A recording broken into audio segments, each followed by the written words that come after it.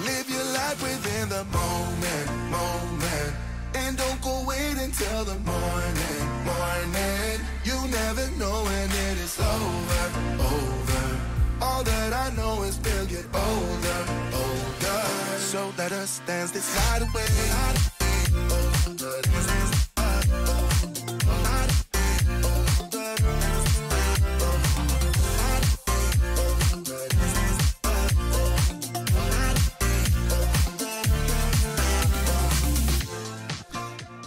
Bonsoir tout le monde, très heureux de vous retrouver encore ce soir, en ce 22 décembre à l'approche de ces fêtes de fin d'année, pour une nouvelle édition du Podcatch. Et déjà on commence très très fort la soirée parce que vous avez déjà enclenché le train de la hype et ça c'est exceptionnel. Merci à tous, merci à 067200 qui s'est réabonné pour 12 mois, merci beaucoup. Splice également qui s'est réabonné, merci à Chris Joker60 également fidèle. Depuis le début, un an, voilà, merci à tous les amis, hein. Vous êtes exceptionnels. Et merci à tous les autres également qui sont présents sur le chat, vous êtes très nombreux ce soir déjà, ça fait extrêmement plaisir. Bonsoir à Laurie qui est encore avec nous cette semaine, Rain the Man, je vois également Erika, Undertaker Nissa, Jimbo Wrestling, salut mon catch addict, j'espère que tu vas bien. Je vais vous présenter les chroniqueurs qui vont m'accompagner, mais avant ça on va remercier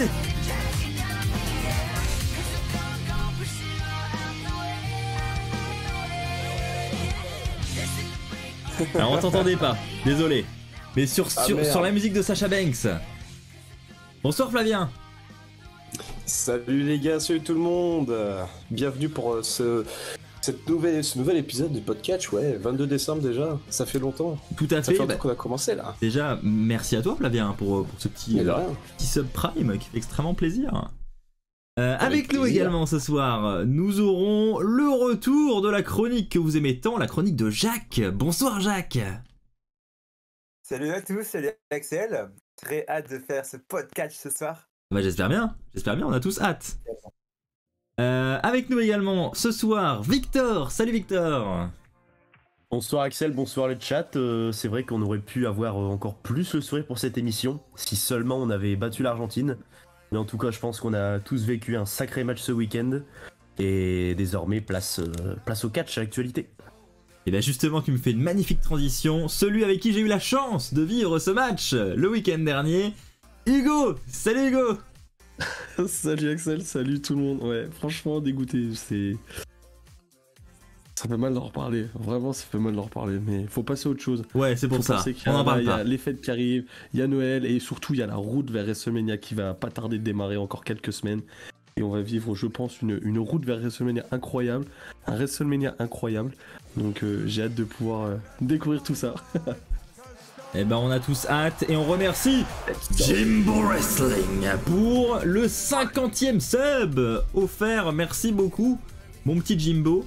Eh ben écoutez les amis, je vous propose de commencer avec la première séquence d'aujourd'hui. Mais avant ça, je tiens à vous rappeler quelque chose d'assez exceptionnel quand même. C'est que le prochain podcast, donc le 30 décembre, nous serons également là pour vous accompagner. Et ce sera pour la spéciale Slammy Awards. Donc nous serons là à partir de 21h en direct pour décerner nos Slammy Awards du catcheur de l'année, de la superstar de l'année, du match de l'année, du moment de l'année, etc., avec tous les chroniqueurs. Donc les chroniqueurs pourront voter, mais vous aussi, vous aurez du pouvoir durant cette soirée pour voter. Donc on compte sur vous pour être au rendez-vous. En attendant les amis, c'est parti, on commence avec les news de la semaine. C'est parti.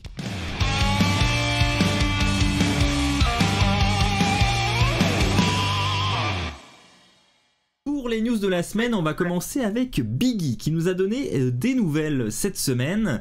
Effectivement, rappelez-vous, il a eu un petit problème au niveau des cervicales et donc il a communiqué sur ses réseaux sociaux qu'il était vraiment chanceux à la suite de cette opération, de déjà ne pas avoir de problème plus grave que ça, mais il nous dit qu'il tient encore des précautions, il prend des précautions. Parce qu'il veut être sûr de prendre la meilleure décision pour lui-même. Il doit passer de nouveaux examens en mars et c'est à la suite de ces examens qu'on déterminera si Biggie pourra remettre les pieds dans un ring ou non un jour.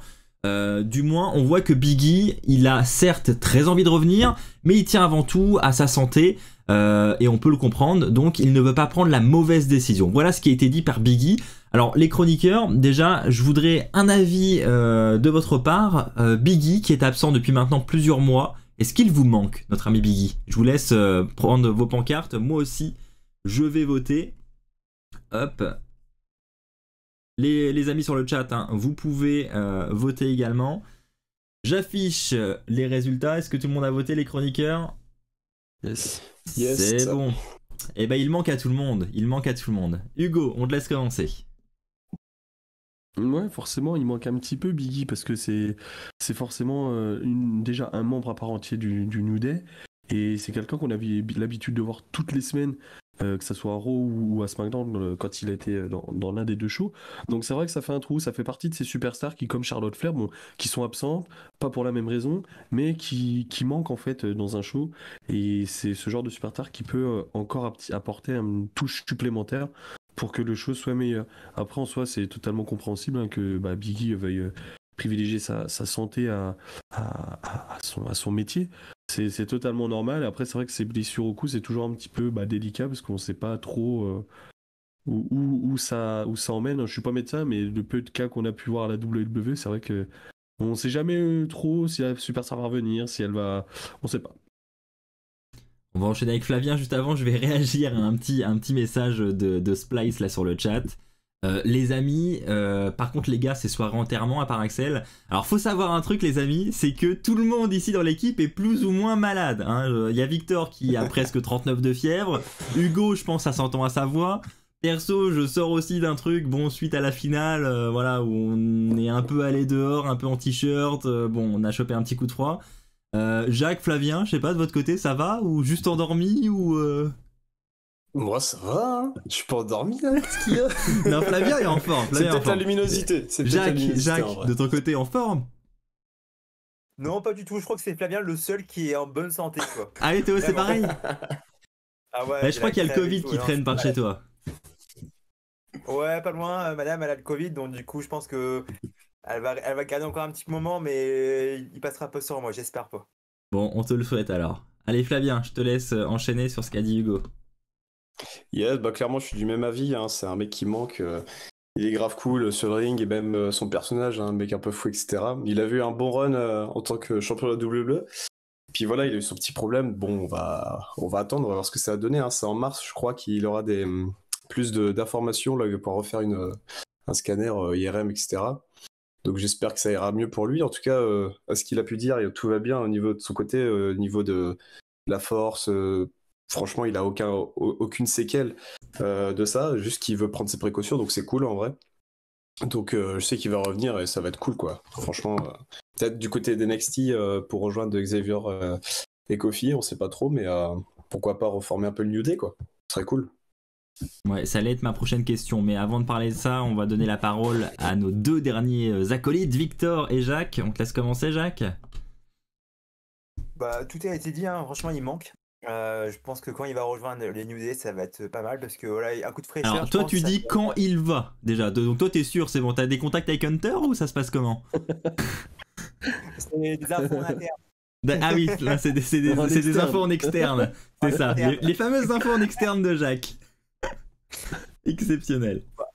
Il va revenir, je pense que quand on a envie, quand on est passionné comme Biggie, il va tout donner pour revenir. Donc je crois vraiment qu'il va revenir. Et là, les New Day, je pense que ça peut le faire du bien.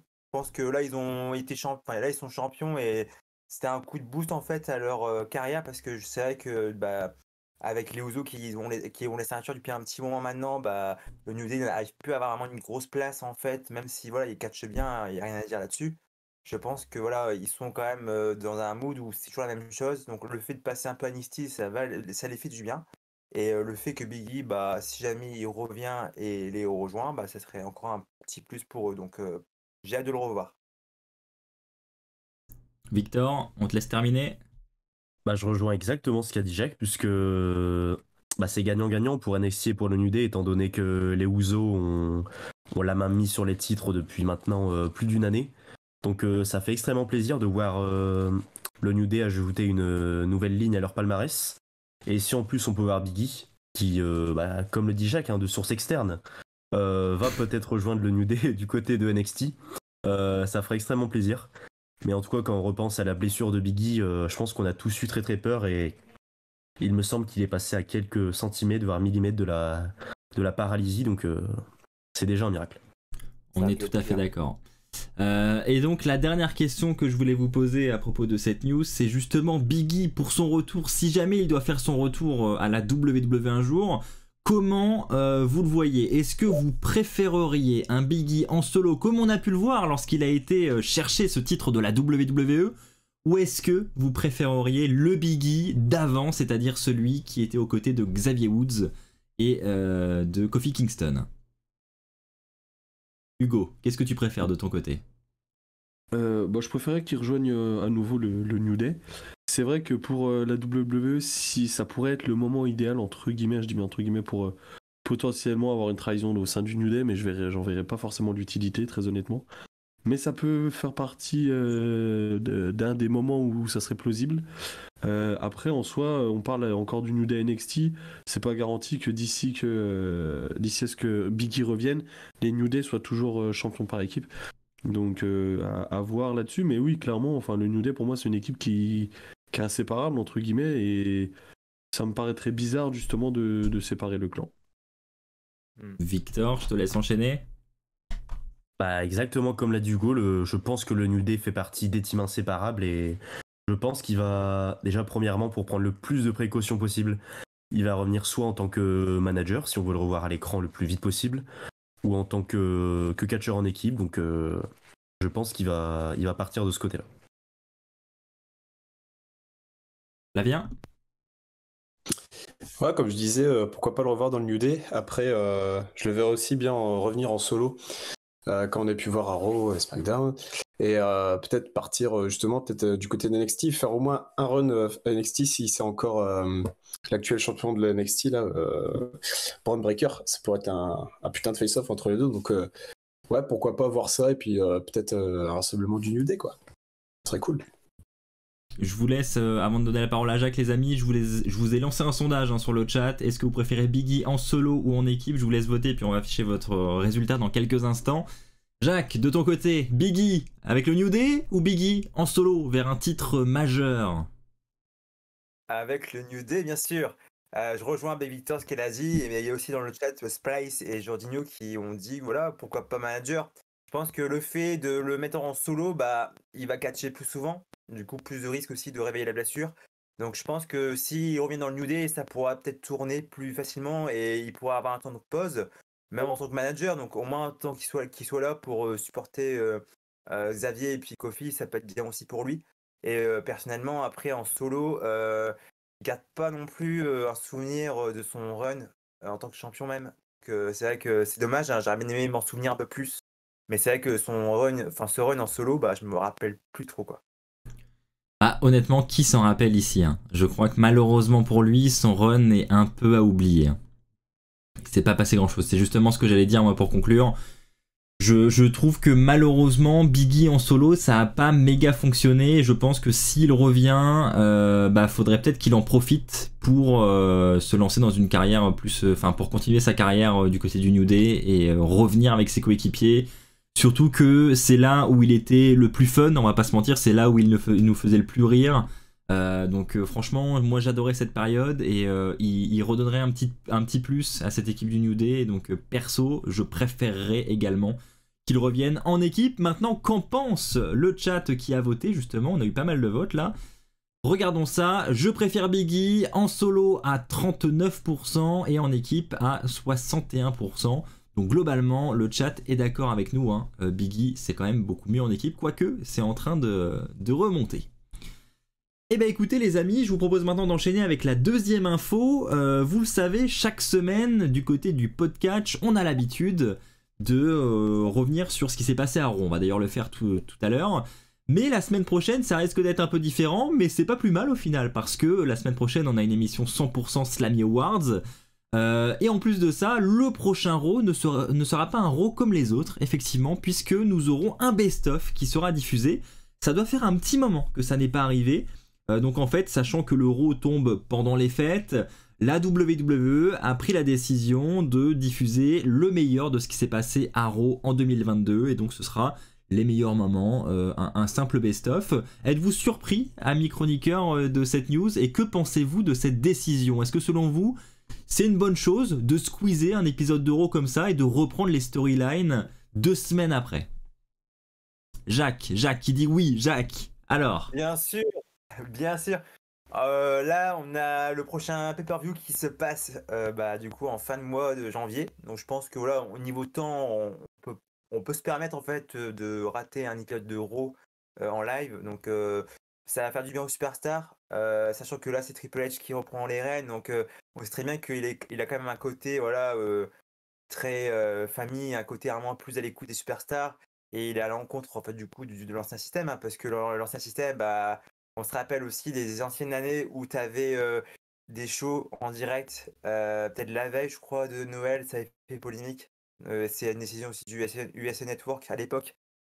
Donc des shows comme ça, où là, les superstars qui sont toute l'année en dehors de leur concon familial, pour une fois, ils peuvent être chez eux, profiter de leur famille. Donc je pense que pour une fois dans l'année, ça c'est pas trop méchant. Donc je pense que c'est cool pour eux. Et après, ça fait du bien aussi, hein, en vrai, 2 heures de Raw en moins. Moi, perso, ça me fait du bien. Je pourrais m'en poser un peu plus souvent comme ça.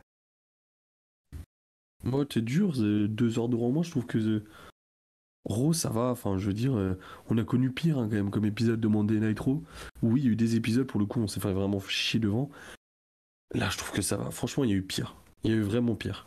Mais je te rejoins sur tout ce que t'as dit, effectivement. Et c'est vrai que ça permet aux superstars de souffler, ça va leur faire du bien.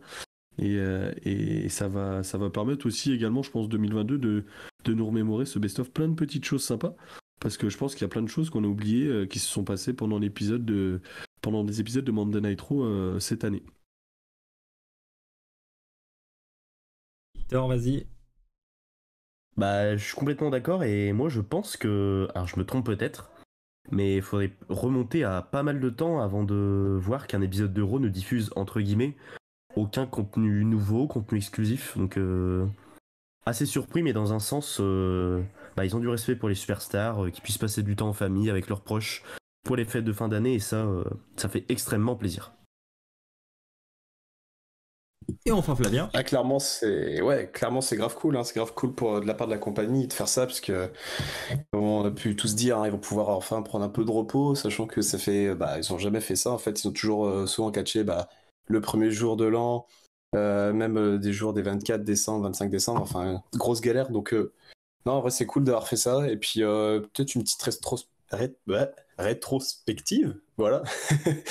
Ça peut être cool, un petit peu des best-of, montrer des moments, et puis peut-être glisser quelques trucs à travers, faire passer des petits messages pour des futures choses qui vont se passer ou quoi, à travers des clips, quoi. Donc ça peut être cool. Donc hâte de voir ce que ça donne. Je pense que ça va être assez agréable à voir. Absolument, totalement d'accord avec vous. Je trouve que pour les superstars, c'est une excellente décision. D'un point de vue perso, pas vous mentir, je pense que je le regarderai pas, parce que voilà, 2022, je pense que voilà, on l'a déjà vu et c'est pas forcément un truc qui va me passionner, je pense. Mais par contre, pour les superstars, je comprends totalement la décision et je trouve que c'est une excellente chose qui devrait être réalisée tous les ans. C'est comme l'année dernière, honnêtement, quand tu vois que Day One était un pay-per-view qui avait lieu le 1er janvier avec les superstars, je trouve ça tellement dur pour elle. J'avais pas du tout compris cette décision, et là voilà, aux alentours de Noël, du Nouvel An, c'est l'occasion pour les superstars qui, on le rappelle, passent toute l'année sur les routes, loin de leur famille, de passer un petit peu de temps avec elles. Franchement, on peut pas leur enlever ça, quoi. Donc très clairement, excellente décision de je ne sais qui, je ne sais pas si c'est Hunter qui est à l'origine de ça, mais en tout cas, je trouve ça excellent. On va enchaîner avec la dernière news avant de passer à ce qui s'est passé du côté de Raw. On va parler du Royal Rumble 2023. Effectivement, les premières questions commencent à se poser sur les potentiels retours.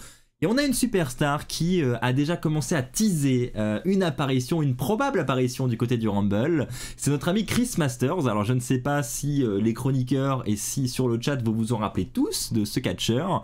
Il a été présent pendant quelques années du côté de la WWE. Je pense que sa période la plus remarquée doit être en 2006, où il tournait un peu autour du titre de la WWE. Il avait notamment participé à ce match Elimination Chamber à New Year's Revolution, où John Cena défendait sa ceinture avec ce fameux cash-in de Edge, donc un match assez mémorable.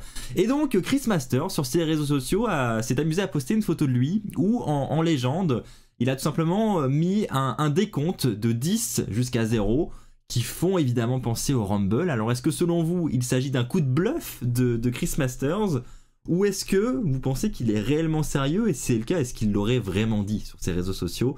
C'est la question qu'on peut se poser. Je vous laisse voter, amis chroniqueurs. Est-ce que selon vous, oui ou non, Chris Masters va effectuer un vrai retour au Rumble? Je vous laisse voter. Sur le chat, pareil, est-ce que selon vous, Chris Masters effectuera un retour du côté du Rumble? Ah, personne n'a voté? Si? Non? Si, ça y est. Ah, j'aime bien quand il y a des débats comme ça. C'est cool. Moi, je suis dans le côté avec un oui là. Je peux pas vous rejoindre. Non, bah non. On met les deux oui aux extrémités et les non au milieu. Bon, Hugo, je te laisse choisir ton adversaire. Ouais, Flavien, allez. Allez. Hugo versus Flavien. Last man standing. Ouais. Bon, allez, je commence, tu commences. Ouais. Hein? Vas-y, Flavien. Vas-y, fonce. Bon, alors, perso, j'ai mis oui. Après, aucune idée s'il sera là ou quoi. Mais en vrai, ça pourrait être cool. Puisqu'on connaît un petit peu Chris Master pour son Master Lock. Qui est aussi la même soumission que Bobby Lashley. Donc en vrai, ce serait marrant qu'ils fassent un petit truc avec les deux. Bon, je pense que s'ils font un truc comme ça, ce sera peut-être un truc. Après, Bobby, je crois il est fired là un peu là, non? D'ailleurs, je dis ça, mais je crois qu'il est fired. Mais bon, bref, d'ici la fin janvier, peut-être qu'il sera de retour. Donc pourquoi pas, en vrai, Chris Masters, ça pourrait être fun. Après, ce serait un peu relou qu'il soit là, puisqu'il prendrait la place d'une autre personne qui pourrait être plus intéressante, peut-être, in-ring.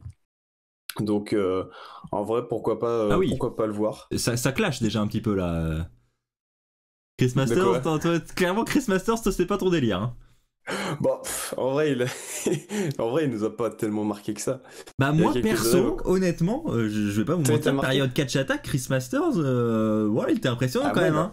Physiquement, il est quand même hyper impressionnant, et quand il faisait son Master Lock, justement, c'était quand même relativement impressionnant. Moi, je me rappelle juste du Master Lock. Après, in-ring, je me rappelle même plus comment il catch. Du personnage, je sais même plus comment il était. Donc, je pourrais pas te dire. Mais on va pas se mentir aussi que Chris Masters, ça a jamais été un grand main eventer non plus. Hein. Il a eu des petits spots, mais voilà, il est très mid-card quand même. C'est sûr. Mais pourquoi pas le voir en vrai? Ça peut être fun. Hugo, ton droit de réponse. Mon droit de réponse. Alors, je le vois pas revenir au Rumble. Pour la bonne et simple raison que je vois pas l'utilité en fait de teaser quelque chose comme ça sur Twitter pour que ça se passe réellement. En plus de ça, il fait le décompte et je crois qu'en plus il identifie la WWE sur son tweet. Donc je comprends pas pourquoi il aurait fait ça si réellement c'est pour faire un retour. Donc je pense que ça nous fait un peu un style à la Ric Flair là il y a quelques semaines en arrière, qui annonce un match puis après au final qui se rétracte.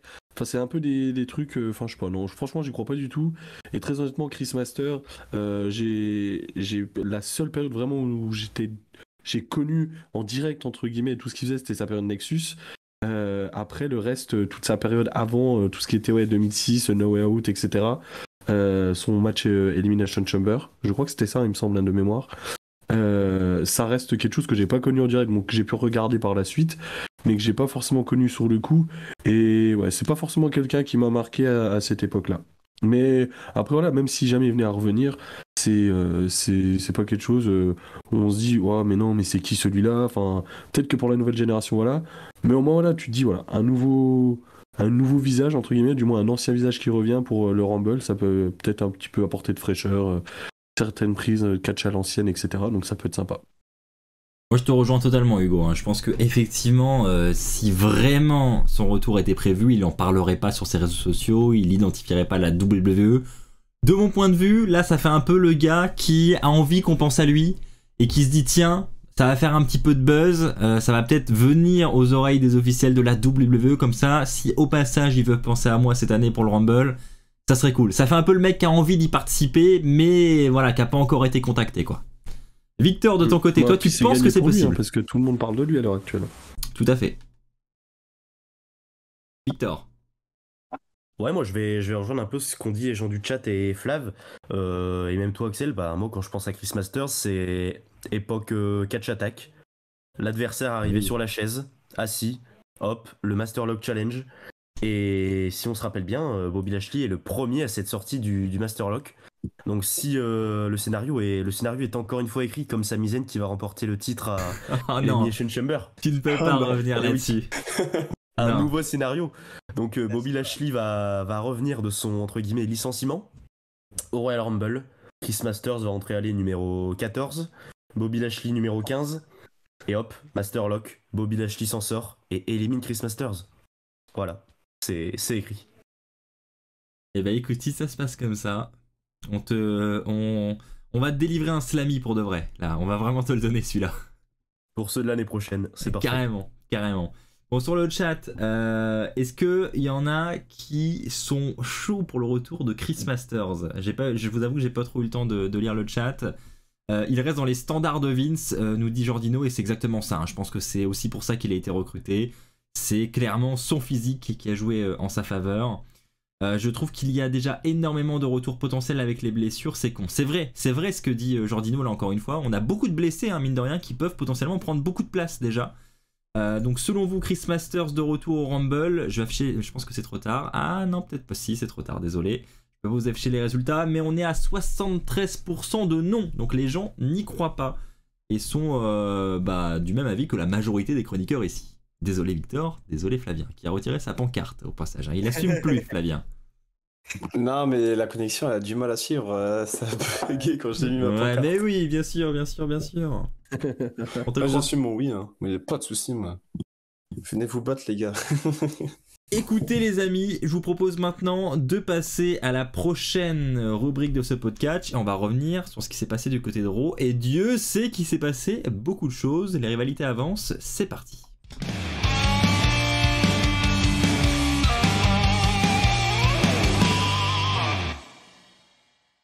Effectivement, et ça va les chroniqueurs, je vous dérange ou pas? Vous discutez bien pendant les jingles hein. Heureusement que maintenant je coupe votre son pendant que je lance les jingles hein, parce que... Ah bah, est-ce qu'on peut savoir ce que vous étiez en train de dire? Hugo. Ah, vous êtes vraiment des bâtards, les gars. Ah bah... Non, Là, non, je il pense a que sur le raison. chat, vous êtes d'accord, on a tous envie de savoir ce que disait Hugo aux autres chroniqueurs maintenant. Non, je leur ai dit, il me manque un bout des héros que j'ai pas vu en fait. Ah, c'est lequel? Vas-y, Quelques minutes. mettons les pieds dans le plat, c'est lequel? Deux. C'est quel moment de Raw qu'il te manque? Bah à la fin. Bah, il sait pas s'il a pas vu la fin. Ah oui, je l'ai pas vu. Ok, bon, je te passerai la parole en premier Hugo, d'accord? Bah merci, impeccable. Mais tu vas voir que je vais m'en sortir, y a pas de souci parce que j'ai quand même vu tout ce qu'il y avait eu autour. D'accord, très bien.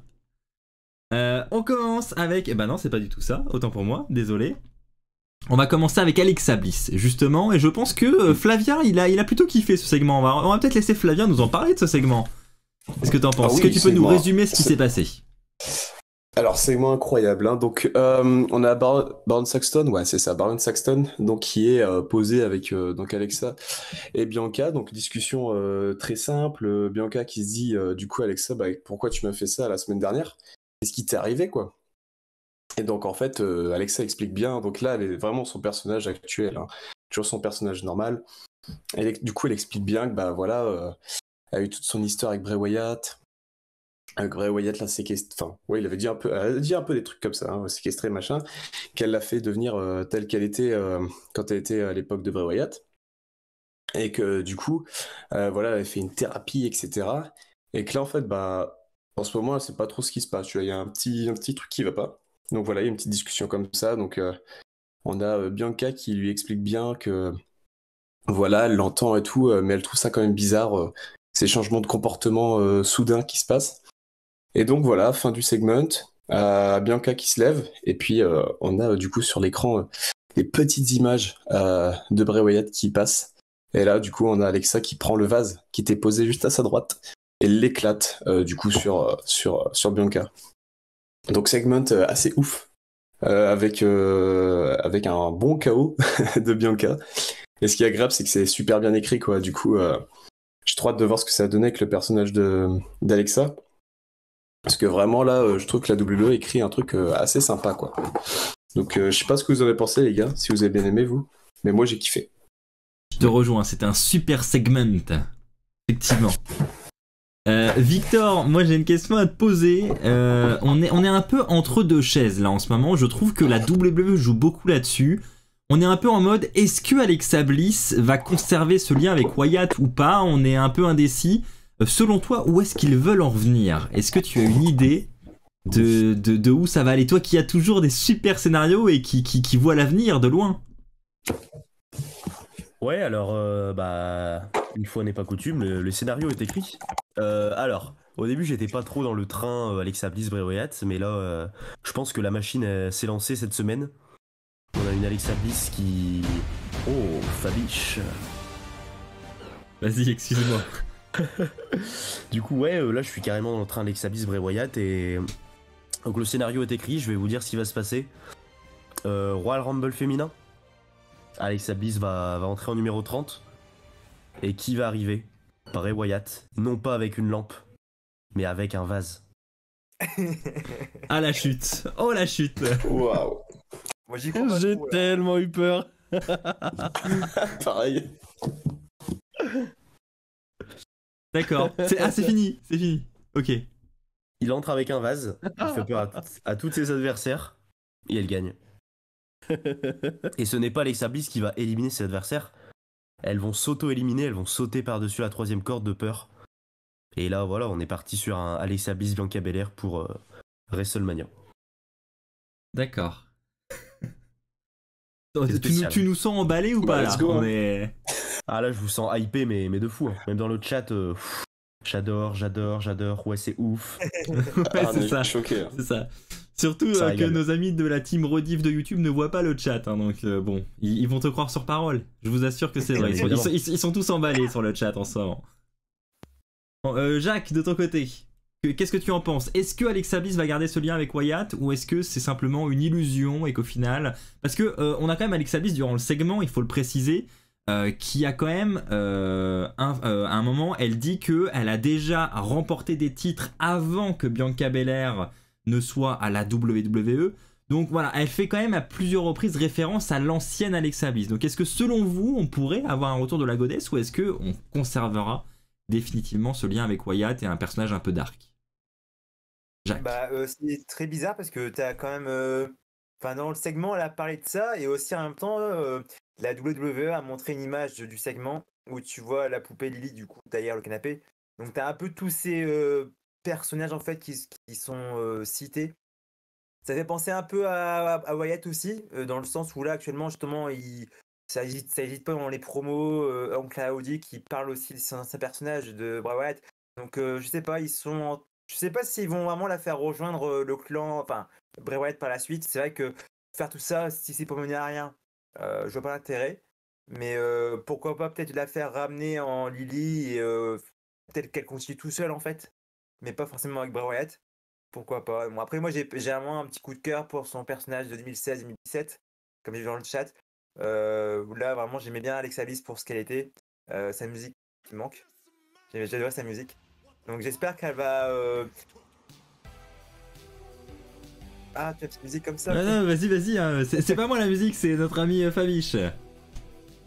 Faut pas que ça te perturbe. Non, t'inquiète pas, hein, mais j'aime bien un petit fond. Mais en tout cas, j'espère voilà, que ça va continuer dans cette direction-là où on va avoir toujours un petit doute par rapport à Bray Wyatt. Et en vrai, ça me hype de ouf de voir ça à chaque moment, l'avoir possédé, changer du tout au tout. Donc j'adore. Alors je vais passer la parole à Hugo juste avant. Je remercie Fabiche déjà pour ces 2 subs offerts. Merci pour ton retour Fabiche, ça fait extrêmement plaisir. On a également Excaliburn qui nous dit: j'espère que c'est un écran de fumée pour Alexa Bliss et salut tout le monde. on voit déjà que les avis sont un peu partagés, hein. On n'est pas très nombreux quand même hein, à vouloir le retour de Alexa Bliss du côté de Bray Wyatt, je pense. On va passer maintenant à celui qui a regardé ce segment avec un œil très attentif. Hugo, qu'en as-tu pensé? Et bah moi, contrairement à vous, j'ai envie de revoir Alexa Bliss avec Bray Wyatt. Non mais il est vraiment chelou, hein. et C'est le je seul trouve hein, que- chaque fois. Hein. À Non, chaque mais fois, il je- se met tout seul dans son coin face à tous les autres chroniqueurs, c'est incroyable. Non mais je comprends pas pourquoi justement on veut pas de ce retour. Parce qu'au final, certes oui, Alexa Bliss de 2016-2017 c'est incroyable, mais Alexa Bliss Bray Wyatt c'était génial aussi.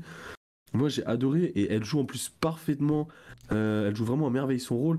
Là quand on voit que sur le segment tout se passe bien et tout, et d'un seul coup il y a le glitch derrière sa télé, sur la télé, et on voit d'un seul coup qu'elle bloque, mais vraiment elle a les yeux directement qui bloquent sur le vase.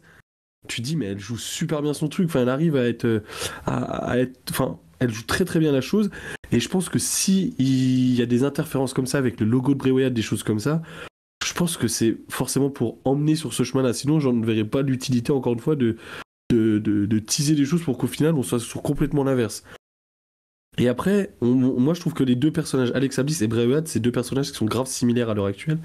On a d'un côté Bray Wyatt qui reparle de tous ces personnages, qui a envie de sortir de tout ça, mais qui est encore pris au piège et manipulé par une entité supérieure qui est Uncle Woody.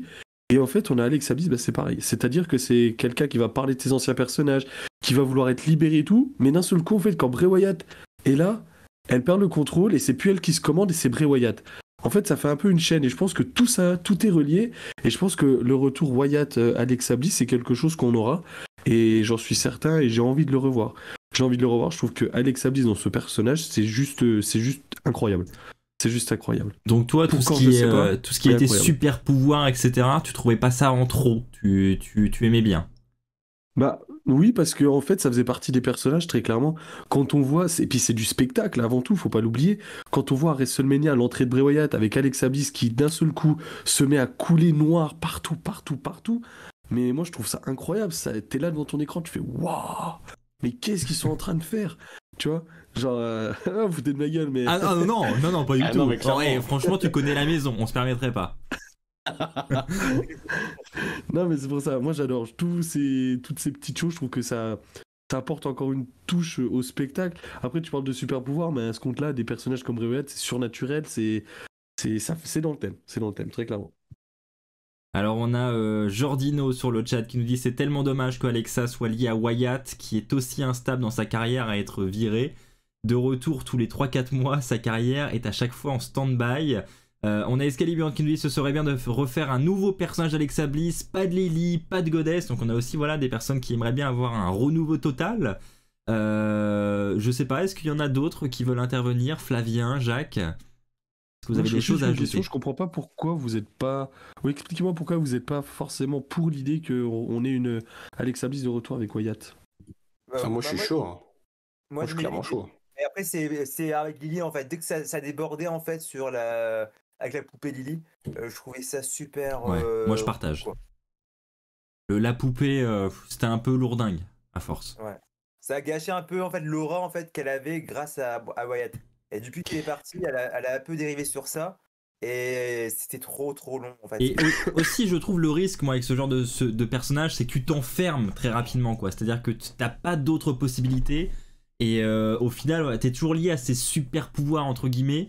Et le risque, c'est que sur le long terme, c'est un personnage qui va pas trop tenir, quoi. Tu tournes vite en rond, quoi.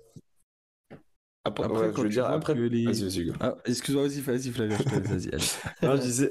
Non, je voulais dire, après, pourquoi pas, on parle toujours de Lily et tout, du retour d'Alexa en tant que le personnage qu'elle était avant, mais ça se trouve, ils vont justement faire autre chose avec. Moi, je la verrais bien, peut-être, comme elle parle un peu de son passé, etc. Pourquoi pas mêler un peu la goddess, voilà, parler un peu de la goddess avec ce côté Wyatt, un petit peu, genre créer un peu, je sais pas, pas un peu la diablesse, entre guillemets, mais l'autre côté Dio, elle est vers les profondeurs, quoi. En vrai, ça pourrait être intéressant de faire un personnage comme ça, quoi. Mêler vraiment ces deux personnages avec Lily et puis le personnage de Goddess d'Alexa, quoi. Je pense que ça va être plus un truc comme ça dans lequel ils vont se lancer. À voir, ça peut être pas mal, peut-être. Et ouais.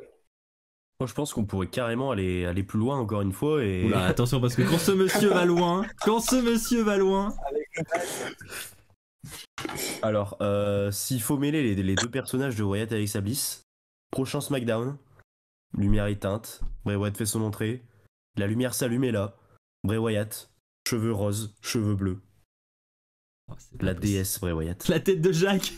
Exceptionnel. Ah, Jacques, il valide. Non, je crois pas, non. J'ai plus confiance dans le scénario avec le vase que Bray Wyatt avec les cheveux bleus et roses. Mais après, Ouais, je partage l'avis de Jacques là-dessus. Alors écoutez les amis, je vous propose d'enchaîner avec le prochain point désormais de cette review d'Euro, entre guillemets, hein, on va enchaîner là-dessus. Avec un segment qui personnellement m'a surpris à Raw cette semaine, c'est Rhea Ripley qui décide de se taper, enfin dit comme ça c'est bon, qui décide d'affronter La glissade. Akira Tozawa. Alors ma question, et je vous laisse voter avec vos pancartes les chroniqueurs, est-ce que vous êtes pour ou contre des matchs intergenres à la WWE? Pour ou contre? Je vous laisse voter également sur le chat, partagez votre avis. Avant de découvrir vos résultats, enfin, on va le faire dès maintenant. Ah, encore partagé. Flavien qui est surpris, tiens. Flavien il se dit ah ouais, vous êtes contre les gars. Ah ouais. Ah ouais. Ah non, je pensais justement, Bien sûr. genre en mode enfin quoi, enfin des matchs intergenres. Non. Eh ben on va en parler. Ah ouais. Avant ça, est-ce que j'ai été le seul surpris cette semaine par ce match? On va pas se mentir, les matchs intergenres c'est quand même très rare. Ça arrive très peu souvent. Oui. Ils ont du mal à le faire. Souvent, quand ça a lieu, c'est dans des matchs tag team mixtes. C'est des matchs par équipe. Ou alors durant un Rumble où on a une superstar féminine qui vient s'incruster dans le Rumble des mecs. Mais on va rarement plus loin. Alors, surprenant ou pas, Hugo? Surprenant, alors oui, parce que très clairement, c'est pas quelque chose qu'on a l'habitude de voir du côté de la WWE. Maintenant, moi je suis contre dans le sens où, malheureusement, à l'heure actuelle, dans le monde où on vit aujourd'hui, tu vas mettre un homme et une femme sur un ring, la femme elle va venir détruire le gars, etc., comme l'a fait Rhea Ripley.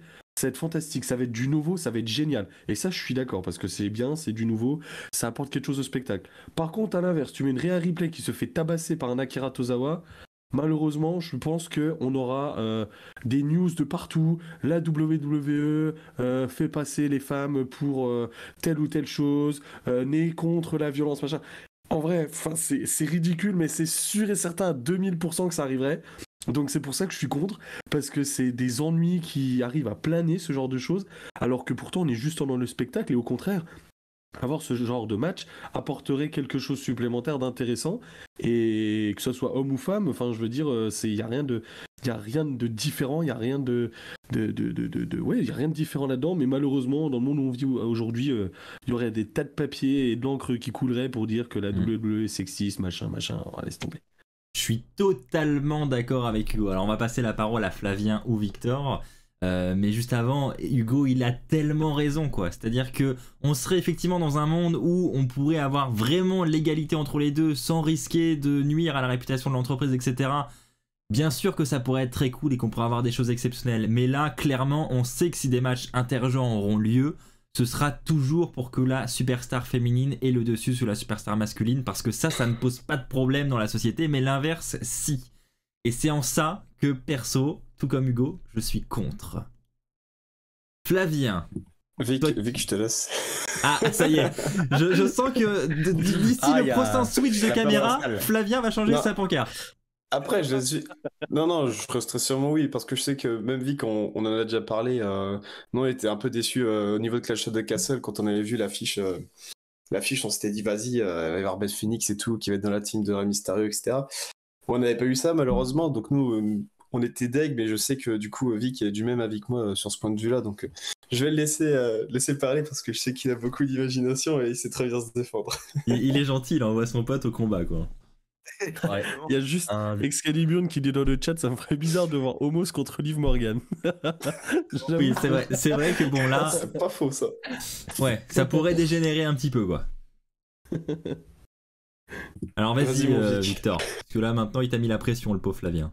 Ouais, pression énorme. Ouais, moi je suis pour les matchs intergenres, puisque déjà c'est assez intriguant, parce que dès qu'on voit une affiche, on se dit mais pourquoi la WWE fait ça?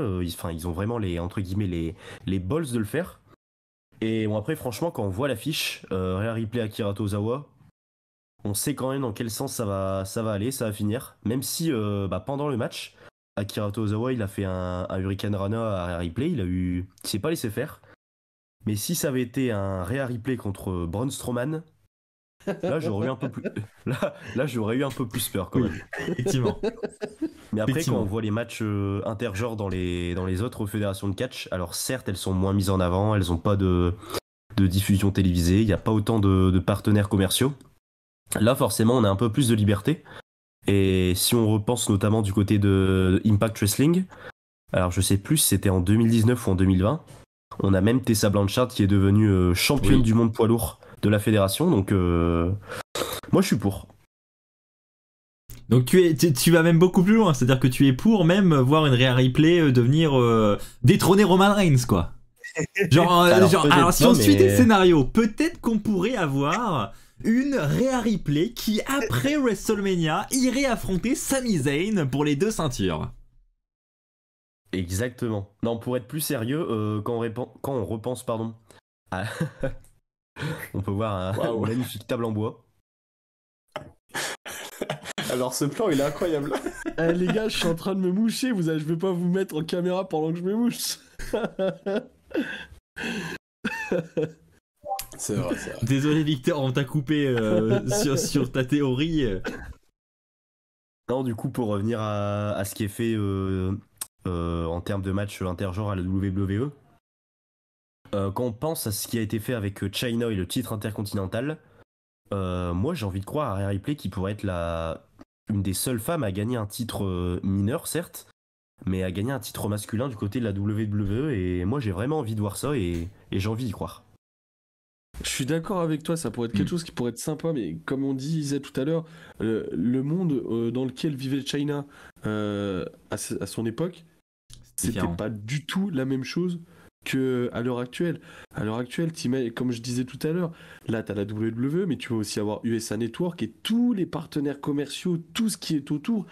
Non mais ça serait une catastrophe. Imagine un petit peu ce qui serait écrit dans la presse à dire voilà la WWE, USA Network laisse une femme se faire battre machin. Mais enfin, alors qu'en soi c'est juste le spectacle et qu'il n'y a rien de contradictoire à ça et qu'il n'y a pas d'atteinte ou de choses comme ça. Mais malheureusement à l'heure actuelle c'est impossible. C'est impossible. Et bah on a quand même un chat qui pourtant est pour à 85%. Hein. Donc la majorité sur le chat est pour le match intergenre. Et ouais. Et ouais, ça y est, ils sont contents, ils sont contents. Normal. On est un petit peu en retard les amis sur le programme, alors je vous propose d'enchaîner avec le prochain point. On va désormais parler d'un match de l'échelle qui a eu lieu à Raw cette semaine. Et ça c'est un point très intéressant parce que c'est quelque chose qui est devenu assez rare mine de rien d'avoir des matchs de l'échelle comme ça dans des shows hebdo. Alors je vais vous demander de prendre vos pancartes les chroniqueurs s'il vous plaît. Un ladder match à Raw pour de l'argent, est-ce un top ou un flop selon vous? Je vous laisse voter, pareil sur le chat, on attend votre avis. Donc rappelons que c'est quand même The Miz qui devait affronter Dexter Lumis pour cette histoire d'argent avec ces 2 valisettes transparentes remplies d'argent qui étaient suspendues au-dessus du ring. Un match assez controversé hein, puisque il ne s'est pas terminé de manière clean. On a The Miz qui a un nouveau petit copain en la personne de Bronson Reed qui est revenu pour l'aider et qui a donc permis la victoire du Miz en faisant tomber Dexter Lumis et en lui coûtant le match. Donc est-ce que ça va être la fin de cette rivalité entre Dexter Lumis et The Miz? Depuis le temps qu'on en parle d'ailleurs dans cette émission, on va se poser la question, mais avant ça, découvrons si vous trouvez que c'est une bonne idée ce match de l'échelle pour de l'argent. Ah Jacques. Je sais pas pourquoi, je verrais bien un petit affrontement entre Hugo et Jacques. Alors, Jacques, vu que tu es le seul, on va te laisser commencer. Pourquoi tu trouves que ce ladder match était un flop? J'avais beaucoup de hype pour le match. Je pensais vraiment que ça allait faire un très bon match. Pourtant, j'étais très déçu. Très peu de spots intéressants à part la descente de Lumis sur la table. À part ça, il y a très peu de spots. C'était vraiment très très chiant à regarder. Alors que c'était un ladder match. Donc, moi qui aime bien Dexter Lumis et aussi le Miz, j'attendais quand même un mieux. Ça permet aussi d'introduire Bronson dans la rivalité, bon pourquoi pas, hein. Mais je trouvais ça super long et décevant en fait.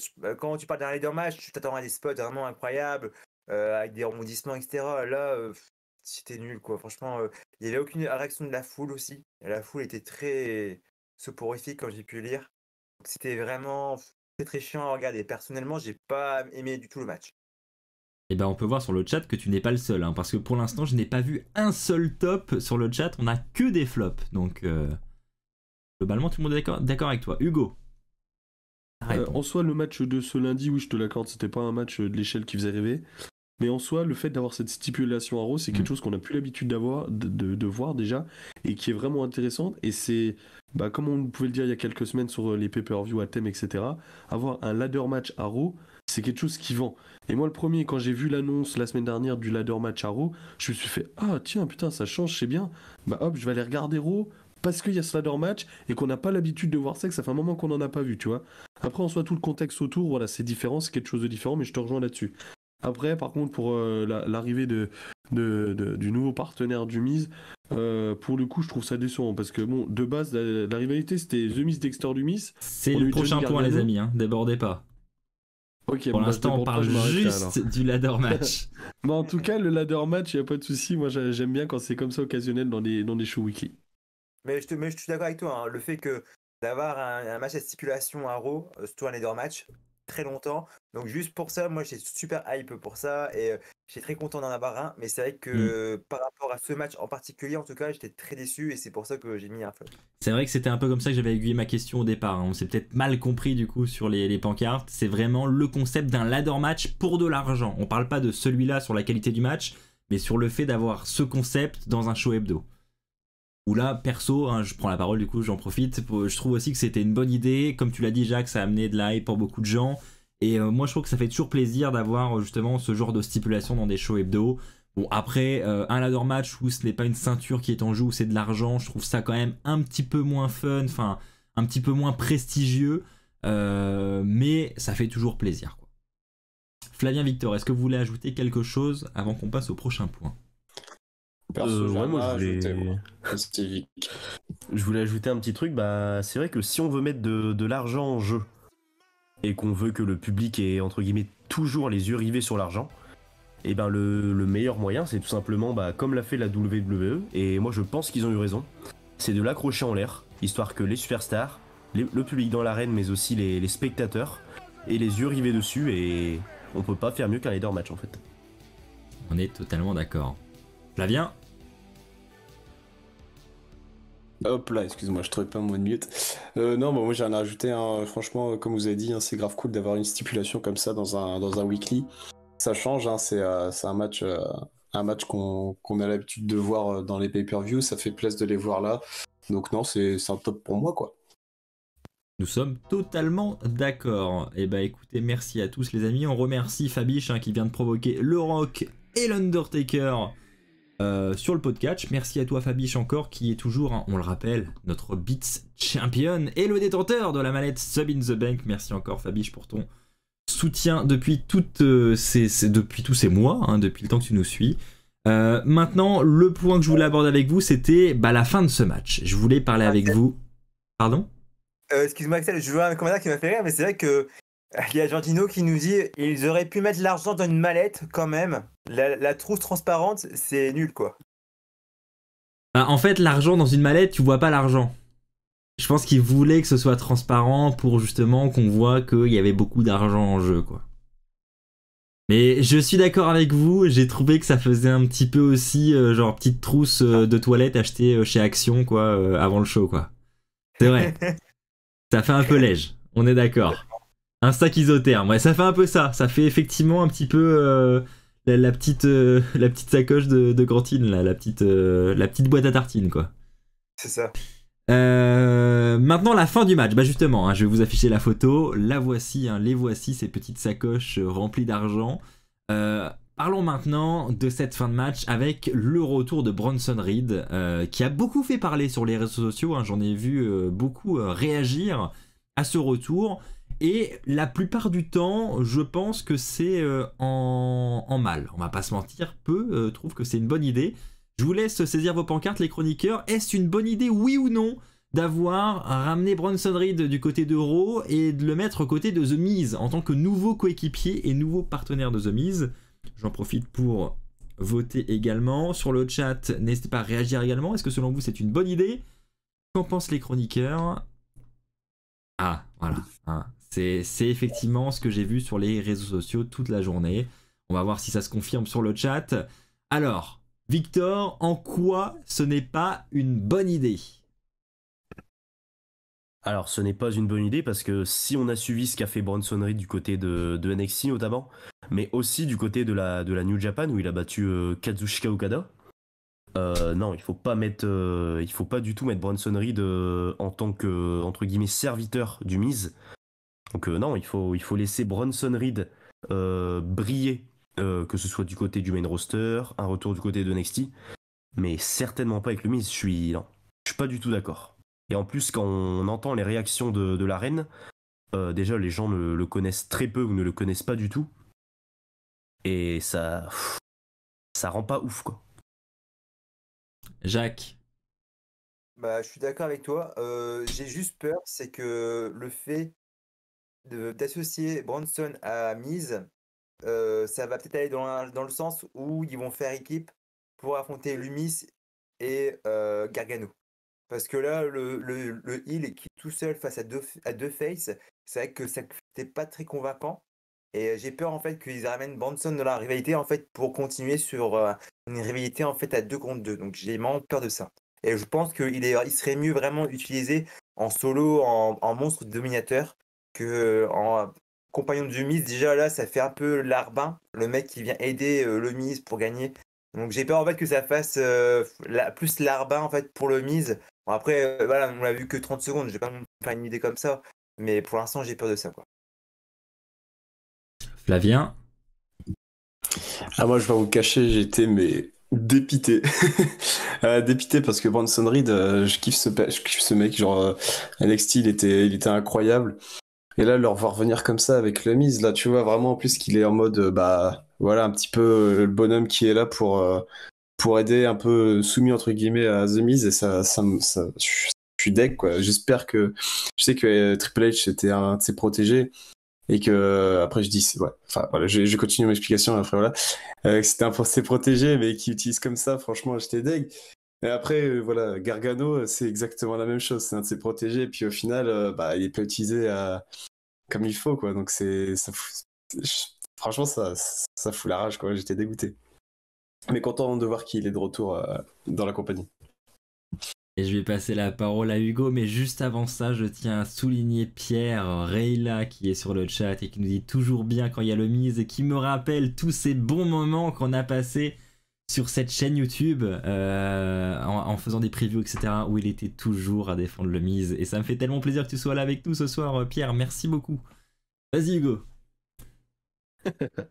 Bah écoute, ouais, en vrai, je suis mitigé. Je vous rejoins tous sur ce que vous avez dit. Jacques, je le rejoins sur le fait que voilà, la possibilité d'avoir un tag team, c'est plus que possible. Maintenant, je pense que Bronson Reed va vite, mais très vite trahir The Miz et qui va vite s'envoler en solo. Je pense que pour lui, ça va être dans la storyline une histoire d'avoir un retour à la WWE, encaisser un petit peu le pognon que le Miz lui a promis, et puis comme ça, hop, Miz, je te dégage, et moi comme ça, je vais ma porte d'entrée pour revenir à la WWE. Je le vois comme ça dans la storyline, mais oui, très clairement, sinon je ne vois pas en quoi ça serait utile de rajouter, en plus de Gargano, Reed dans cette rivalité. Ouais, perso, je suis pas pour cette idée non plus, hein. Je vous rejoins, les gars. Globalement, je trouve ça dommage que The Miz ait toujours besoin de quelqu'un pour gagner, etc. Voilà, je pense qu'il aurait pu se détacher de ce Bronson Reed et il aurait pu voilà, remporter le match tout seul comme un grand. Ça aurait été pas plus mal, quoi. Donc moi je suis un peu inquiet pour le Miz, j'avoue, ça me fait un peu chier qu'il soit encore accompagné par un manager, avec Bronson Reed également. Enfin, Bronson Reed en particulier, quoi. Je pense pas que ça va aboutir à grand chose. Je suis pas hyper confiant pour cette nouvelle équipe, malheureusement. Les amis, on va enchaîner avec le dernier point de cette preview d'Euro. Et la question que je vais vous poser est très simple. Là encore, j'enlève vos pancartes et je vous laisse voter à nouveau, amis chroniqueurs. La Bloodline est-elle trop présente du côté d'Euro? Alors pourquoi je vous pose cette question? C'est tout simplement parce que à Raw cette semaine, on a, et depuis plusieurs semaines, mais tout particulièrement cette semaine je trouve, on a une Bloodline qui est quand même extrêmement présente. On a le show qui ouvre déjà avec Roman Reigns qui s'adresse aux caméras avec un message pour Kevin Owens où ils promettent qu'ils vont ruiner le show de Kevin Owens, le Kevin Owens Show, donc il fait évidemment référence à Raw. Ensuite, nous avons plus tard dans la soirée également un segment avec Adam Pearce, Paul Heyman, etc. Donc on voit que, encore une fois, ça tourne autour de la Bloodline. Plus tard dans la soirée, nous avons Luke Gallows et Karl Anderson qui vont affronter la Alpha Academy. Et là, à ce moment-là, on a encore une fois les Usos qui vont venir gâcher la fête, qui vont intervenir dans tout ça. On a ensuite AJ Styles qui en coulisses va parler avec Adam Pearce et qui dit qu'il veut n'importe qui, même Sami Uso. Et donc on a ensuite un match entre AJ Styles et Sami Uso, donc encore un match en référence à la Bloodline. Plus tard dans la soirée, on a encore une fois la Bloodline et les Usos qui vont venir s'incruster dans la rivalité entre Seth Rollins et Austin Theory. Ce qui va nous mener dans le main event à un match entre les Usos, Kevin Owens et Seth Rollins. Alors oui, nous avons Kevin Owens qui est en rivalité avec Roman Reigns, mais est-ce que la Bloodline n'est pas trop présente quand même? Est-ce qu'ils n'en font pas un petit peu trop? Je vous laisse voter et je n'ai moi-même pas voté, je vais juste voter juste avant d'afficher. Hop! Ah! Eh ben je suis le seul en fait, je suis le seul. Ok. Et ben voilà, donc je me suis un peu foiré en posant cette question, en mettant en place ce débat. Je pensais qu'on allait être plusieurs à le penser. Et ben écoutez, je ne sais pas qui veut... Choix. On veut t'écouter, Axel. Je vais affronter Hugo, tiens. J'ai envie d'affronter Hugo. Alors, on a Mr. Rockin qui nous dit après il force, mais c'est bientôt la fin. Je pense petit à petit jusqu'à Mania, ça va se terminer, je pense. Alors oui, moi je trouve que, en fait... moi ce qui me dérange c'est qu'il soit présent du côté de Raw surtout. En fait je trouve que voilà, réaliser ce genre de choses, bon après c'est vrai qu'ils ont voulu faire ça dans le Kevin Owens show, dans le show de Kevin Owens, c'était le message qu'ils voulaient faire passer. Mais ce que je voulais dire c'est qu'ils soient autant présents du côté de SmackDown qui est quand même leur show de référence de base, ça me dérangerait moins. Mais là Raw, honnêtement, quand vous regardez toute la timeline du show de cette semaine, tout est tourné autour de ça. Et ça m'embête un petit peu parce que j'aimerais bien qu'à la place, on ait de nouvelles rivalités qui se dessinent, qu'on ait de nouvelles superstars qui soient mises en avant. Et voilà. Et en fait, c'est comme ça depuis de nombreuses semaines. Alors tout particulièrement cette semaine où ils ont été beaucoup plus présents que les shows précédents. Mais encore les semaines précédentes, ils sont là chaque semaine. Alors que, en théorie, ils sont censés être du côté de SmackDown. Et ça me dérange effectivement qu'on ait les Usos notamment qui soient présents là chaque semaine pour mettre en avant cette rivalité avec Kevin Owens. Je trouve que leur place est du côté de SmackDown tout simplement. Après c'est mon point de vue personnel, je trouve qu'on va vite tourner en rond et que ça va devenir vite répétitif et je suis persuadé que si ça continue comme ça de semaine en semaine, d'ici 2-3 semaines, vous n'aurez pas les mêmes pancartes en face de vous. C'est totalement faux. Ah, Hugo. Non mais en fait, pourquoi la Bloodline est présente tout le temps à chaque show?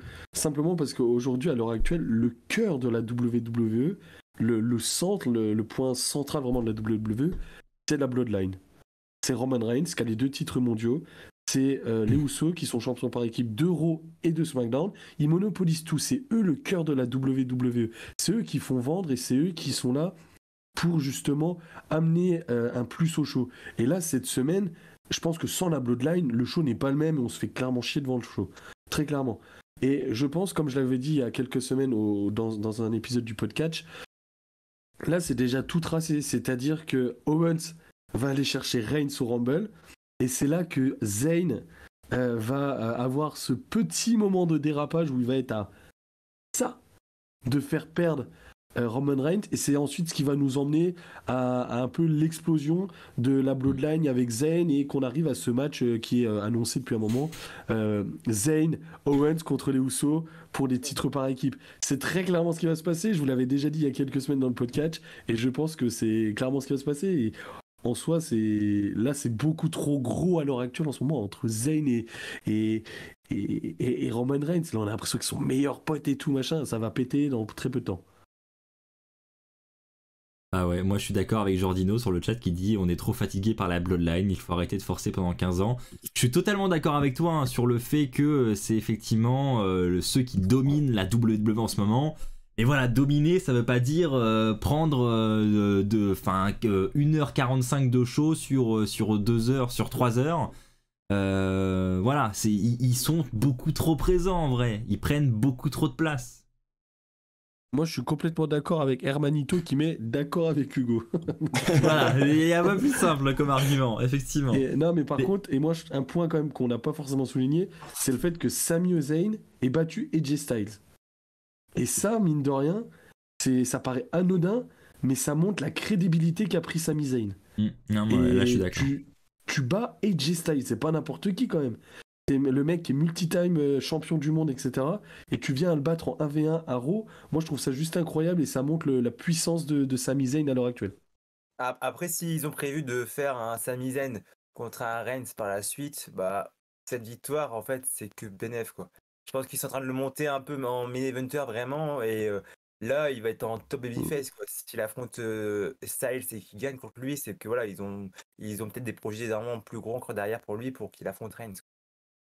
Je pense pas qu'on ait un affrontement Reigns contre Zayn en vrai. Hein.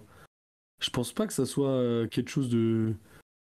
Très clairement, je vois pas du tout un Reigns Zayn arriver. Je pense pas non encore plus. un Zayn Owens et puis après voilà la trahison etc. Ok, mais alors le Zayn Reigns, je vois pas du tout pourquoi. On est toujours avec un Roman Reigns qui prend pas trop au sérieux Sami Zayn quoi. Hein. Donc clairement, il va pas se fatiguer à aller l'affronter. Il va envoyer ses deux acolytes, les Usos, pour affronter Zayn et Owens. Je pense qu'effectivement, ça va se dérouler comme ça. Je rejoins Hugo. Mais là, Sami Zayn, il est quand même comme un peu la top star babyface qui a la plus grosse ovation. Et Reigns, c'est aussi une superstar qui est une grosse pop. Je pense que les deux, ils ont quand même en ce moment là, la foule derrière eux. Et je pense que tout le monde attend ce moment-là où Roman Reigns va être contre un peu Sami Zayn. Sami Zayn va être rejeté. Et je pense que là, quand Sami Zayn va repasser dans le camp vraiment où tu es sûr que c'est un babyface, il va avoir la pop derrière lui, il se rebelle contre le chef. Bah, ça va être plaisant à voir, quoi. Et le fait qu'il a battu Styles, bah, ça va aussi porter de la crédibilité en fait à tout ça. Ou alors du côté d'Elimination Chamber, Sami Zayn contre Roman Reigns. Et oui. Et oui. Le fameux plan de Victor. Puis t'as une potentielle trahison au Royal Rumble. Voilà. Non mais on est d'accord qu'il y a quand même il y a de l'idée, je pense. Il y a des choses qui se tracent. Après, est-ce que le scénario de Victor sera validé dans son intégralité? Ça serait exceptionnel. On en reparlera dans quelques semaines. Flavien, de ton côté, la Bloodline, selon toi, n'est pas trop présente. Alors moi, je trouvais l'argumentaire de Hugo parfait. Il était parfait, Hugo. Bien, ouais. Non, mais en vrai, je trouve pas. Franchement, après, peut-être que ça veut dire quelque chose aussi, hein, le fait qu'il soit aussi présent, aussi imposant dans tous les... dans le Raw, SmackDown, etc. Peut-être que ça veut dire quelque chose. Peut-être qu'ils sont en train de les mettre... montrer à fond la Bloodline parce que peut-être que bientôt ça va se casser la gueule quoi. Donc non en vrai je trouve pas qu'ils sont trop présents. Perso moi ça me va très très bien en tout cas. Et on a Jordino qui nous dit mais pourquoi personne parle de Solo, c'est lui que je sens le moins. Alors je sais pas dans quel sens tu dis ça Jordino, est-ce que tu le sens le moins pour voilà celui qui va coûter une victoire à Reigns ou celui que tu sens le moins en mode celui qui est le moins bon dans cette Bloodline? Perso, on en a déjà parlé dans les semaines précédentes, mais Solo je le trouve aussi exceptionnel, hein. Je le mets au même niveau que Sami Zayn. Clairement il est très bénéfique moi je trouve à ce clan de la Bloodline. Et je trouve qu'il a fait des débuts très remarqués et il est loin d'être celui à oublier dans ce clan. Je sais pas si vous partagez les chroniqueurs. Alors moi je rejoins totalement ce que dit Jordinho et quand il dit personne parle de Solo, c'est lui que je sens le moins. Je pense qu'il fait référence à comment Solo apparaît à l'écran, c'est-à-dire il se met un peu en retrait. Il est toujours à une extrémité lorsque la Blue Line est entre guillemets en ligne. Et je pense que ouais, l'attention elle est bon, principalement sur Sami Zayn, mais elle est aussi sur Solo. On n'arrive pas trop à le cerner et on dirait que les Usos, Paul Heyman et Roman Reigns sont un peu de mal aussi à le cerner, savoir de quel côté il se range. Mais en tout cas, pour revenir au sujet principal, la Blue Line est-elle trop présente à Raw? Non, elle est pas trop présente, elle est présente à juste titre, puisque les Usos ont les titres respectifs des deux brands. Roman Reigns, c'est pareil, donc quand on est champion des deux brands, on se doit d'être présent partout. Alors il y a être présent et être présent sur les 3 quarts du show. Hein. Après là, C'est vrai. normal, c'est le fil rouge. Hein. Ah, mais C'était moi, pour me- non, mais oui, c'est le fil rouge, mais c'est ça qui m'a dérangé. Moi, qu'il soit là à Raw, encore effectivement, l'argument de ils ont les 2 ceintures, il se tient.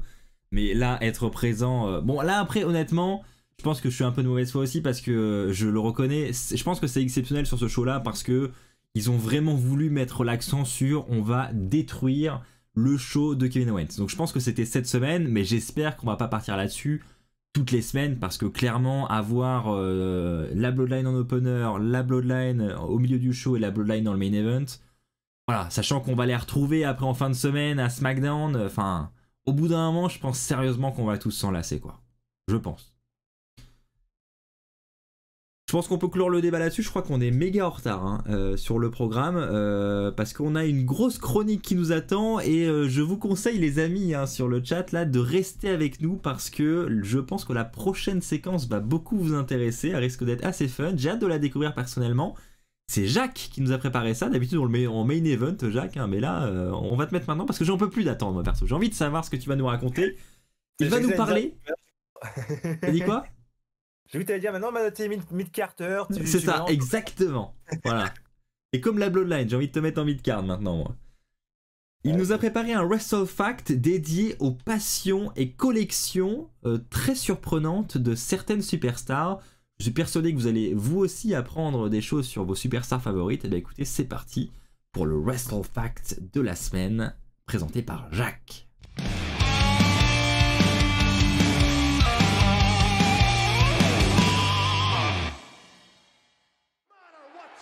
Et en plus, Fabiche qui t'accueille avec une petite musique du rock. Eh ben écoute Jacques, la main est à toi, je te laisse nous présenter cette magnifique chronique. Bah merci du coup d'être resté jusqu'à là. Donc là, cette semaine, j'ai voulu faire un petit truc un peu plus spécial, donc dans le thème de Noël. On va parler des passions et des collections des superstars. Donc pour la plupart, peut-être que vous connaissez déjà leurs passions, leurs hobbies. Là, on va en parler de 9 superstars. On va parler de 9 superstars, de leurs passions et de leurs collections. D'accord. Et est-ce que je dois afficher les images ou tu t'en charges? Non, je préfère que tu le fasses. Ok, ça marche. Donc on commence avec... J'aime les déguisements. Ah, donc il nous a mis des petits numéros. Donc sur le chat, hein, ça va être très participatif. On va vous laisser voter également. Donc parmi ces 9 superstars, j'imagine qu'il y en a une qui aime les déguisements. C'est ça. Il y a une personne parmi ces 9 superstars qui adore se déguiser. Bon, et comme ça, on dirait Rey Mysterio parce qu'il est déjà déguisé toute l'année, lui. Donc bon...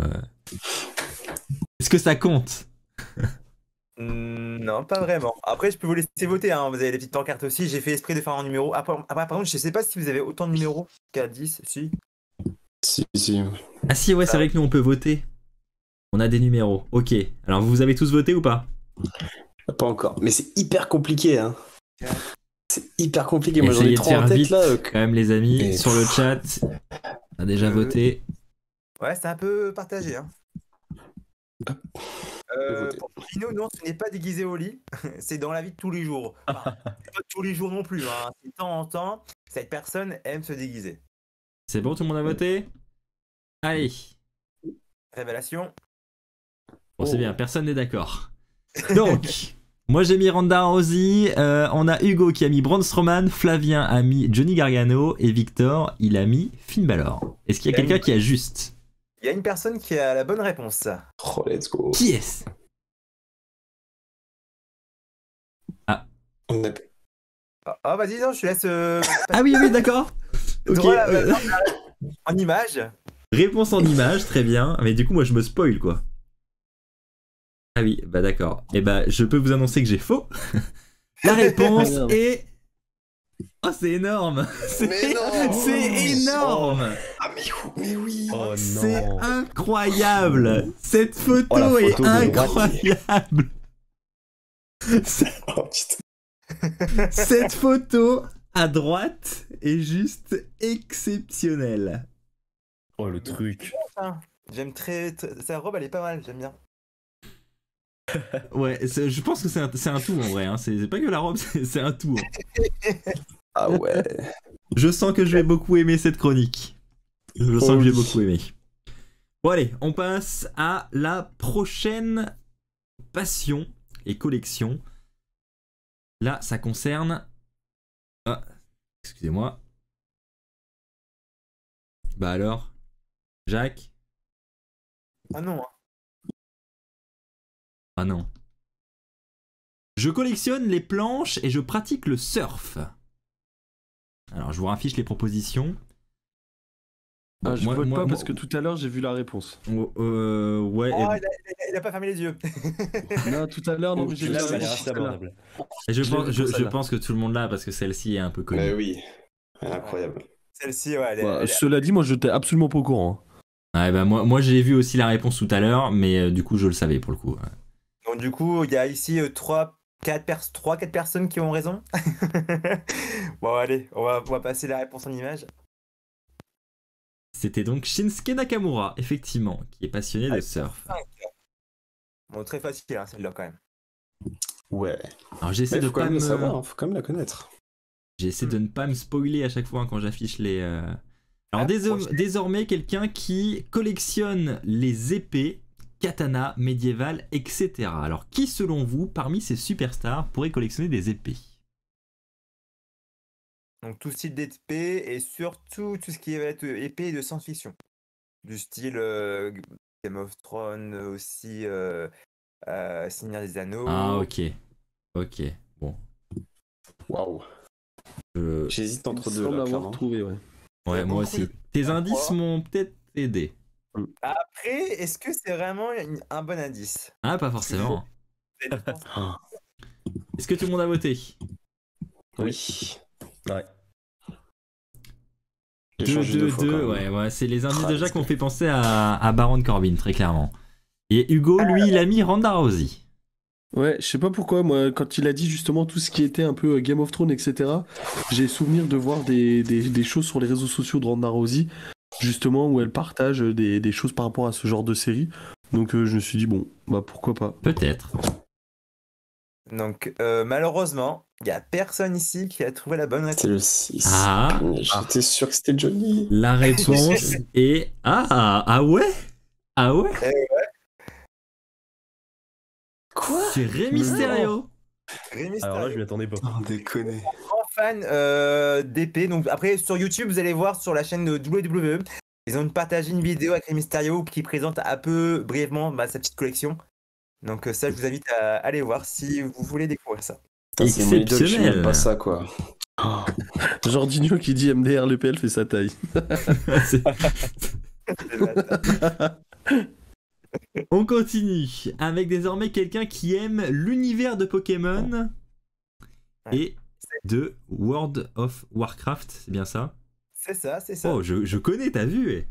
Cette personne est une grande fan. Ah, bah déjà, t'as donné un bon indice. Non, mais je parle de cette personne justement. Ah, ok. Avec cette personne. Cette c'est personne. ça, ouais. Et là, je fais attention Ouais. pour pas justement spoiler. Donc, du coup, c'est cette personne qui aime Pokémon et l'univers de WoW. Après, c'est pas ton genre de spoiler tes propres chroniques. Hein. Ah non, Non. Allez. j'ai beaucoup appris. Bon, oh, 6, 6, 7. Alors, du coup, les. Alors. Donc, Hugo et moi, on a mis Johnny Gargano, Flavien, Ronda Rousey et Victor. Il a mis Kofi Kingston. Est-ce qu'il y en a Ah, qui je peux ont vous dire juste? qu'il y a une bonne réponse. Il y a? Il y a une bonne réponse parmi les chroniqueurs. Ah, donc bah du coup c'est soit Flavien, soit Victor. Aussi. Dans Non. le chat, ça se débrouille bien aussi. Bon bah c'est Ronda Rousey. Mais non, je pense que c'est Gargano avec tous ses lives Twitch et tout, il est souvent là-dessus. La À jouer à réponse. Pokémon ou à. Bah non, mais il a dit qu'il y avait une personne qui avait la bonne réponse. On est deux, Hugo. Donc déjà, c'est pas nous. Non, moi j'ai pas compris ça comme ça après. Hein. Ça, Let's go. Et bah, c'est Ronda Rousey. Ah bah super, Ah là là. impeccable. Je me disais que j'ai déjà vu cette photo, ouais. Je pense que vous avez choisi une super photo qui la met vraiment en valeur, c'est génial. Ah ouais, non, mais là, la photo, on dirait un Mais, Skyblog. C'est J'ai vrai, cherché c'est vrai. En fait, la photo, elle est carrément dans un Pikachu. Donc, du coup, je me dis, non, je vais pas mettre celle-là. C'est encore Je crois que pire. c'est pas un Pikachu ça, je crois que c'est une évolution d'Evoli, hein. Je sais plus comment ça s'appelle. Hein. Ouais, c'est ça. Noctali, non? Noctali, je crois, ouais. Noctali. Et ils sont forts. Hein. Ils sont Non, forts, les Voltali. chroniqueurs. Non, Voltali c'est l'autre. Ouais. Bref. On enchaîne avec. Et Jacques, qui n'a pas corrigé. Je t'ai signalé la faute d'orthographe, Jacques, tout à l'heure. Tu n'as pas corrigé. Ah zut. Donc, elle aime les manges et les animés. Du coup, j'imagine que ce sont les mangas. Très belle. C'est ça, les mangas. Excusez-moi pour la faute de frappe. Alors, on cherche une superstar qui aime Cette les personne mangas. aussi est animée. Si c'est elle, bon. Ça me Euh, spoil. Hein. et ben. De toute façon, il nous reste plus beaucoup de choix là. Hein. Ouais, c'est clair. Mm. On va partir là-dessus. Alors, nous avons Victor et moi-même qui sommes pour Sasha Banks, Hugo il est pour Gargano et Flavien il est pour Finn Balor. J'ai tenté, mais sans grande conviction. Parmi les chroniqueurs, la réponse a été donnée. Vous avez une petite idée, vraiment? Vous êtes sûr? Bah moi je sais que Sasha Banks aime bien l'univers du Japon. D'ailleurs, elle sera du côté de D'ailleurs, Sasha Wrestle Banks. Kingdom. Elle vient d'atterrir aussi au Japon aujourd'hui. Elle Oui. est arrivée au Japon. Effectivement, elle est déjà arrivée. Donc je peux dire qu'il y a 2 personnes qui ont la bonne réponse, donc là vous avez tous deviné. Donc c'est la réponse, Ah, c'est Sasha Banks. Effectivement, Sasha Banks. ah, mais Et oui. oui, sa tenue. Oh, c'est leur Moon. Mais oui. C'est vrai. Donc elle regarde beaucoup d'animés, donc plus d'animés que de mangas, mais voilà, c'est une fan du coup de l'univers. D'accord, très bien. Alors le prochain, j'ai hâte. Hein. Clairement, je n'ai aucune idée de la réponse, mais nous cherchons donc une superstar qui construit des Lego. C'est quand même énorme. Alors, Cette personne est une grande, comme vous voulez, fan des Lego. alors il reste qui là? Qui n'a pas été dit? Finn Balor, Gargano. Gargano. Il reste Baron Corbin, Baron Corbin. Gargano, Kofi. Yes. Moi, je peut pense faire que je des vais rester Lego, sur là Gargano parce que je me dis que quoi qu'il arrive, à un bout d'un moment, il va sortir. Mais il aime tout, Gargano, c'est ça le problème. Ouais, bah moi je vais suivre Hugo aussi, je vais mettre Gargano, allez. Et Eh Victor bah non, nous suit c'est et Kofi. Flavien il a mis Kofi. C'est Ah, Kofi, c'est sûr. C'est un gosse, Kofi. C'est oublié que ça soit lui.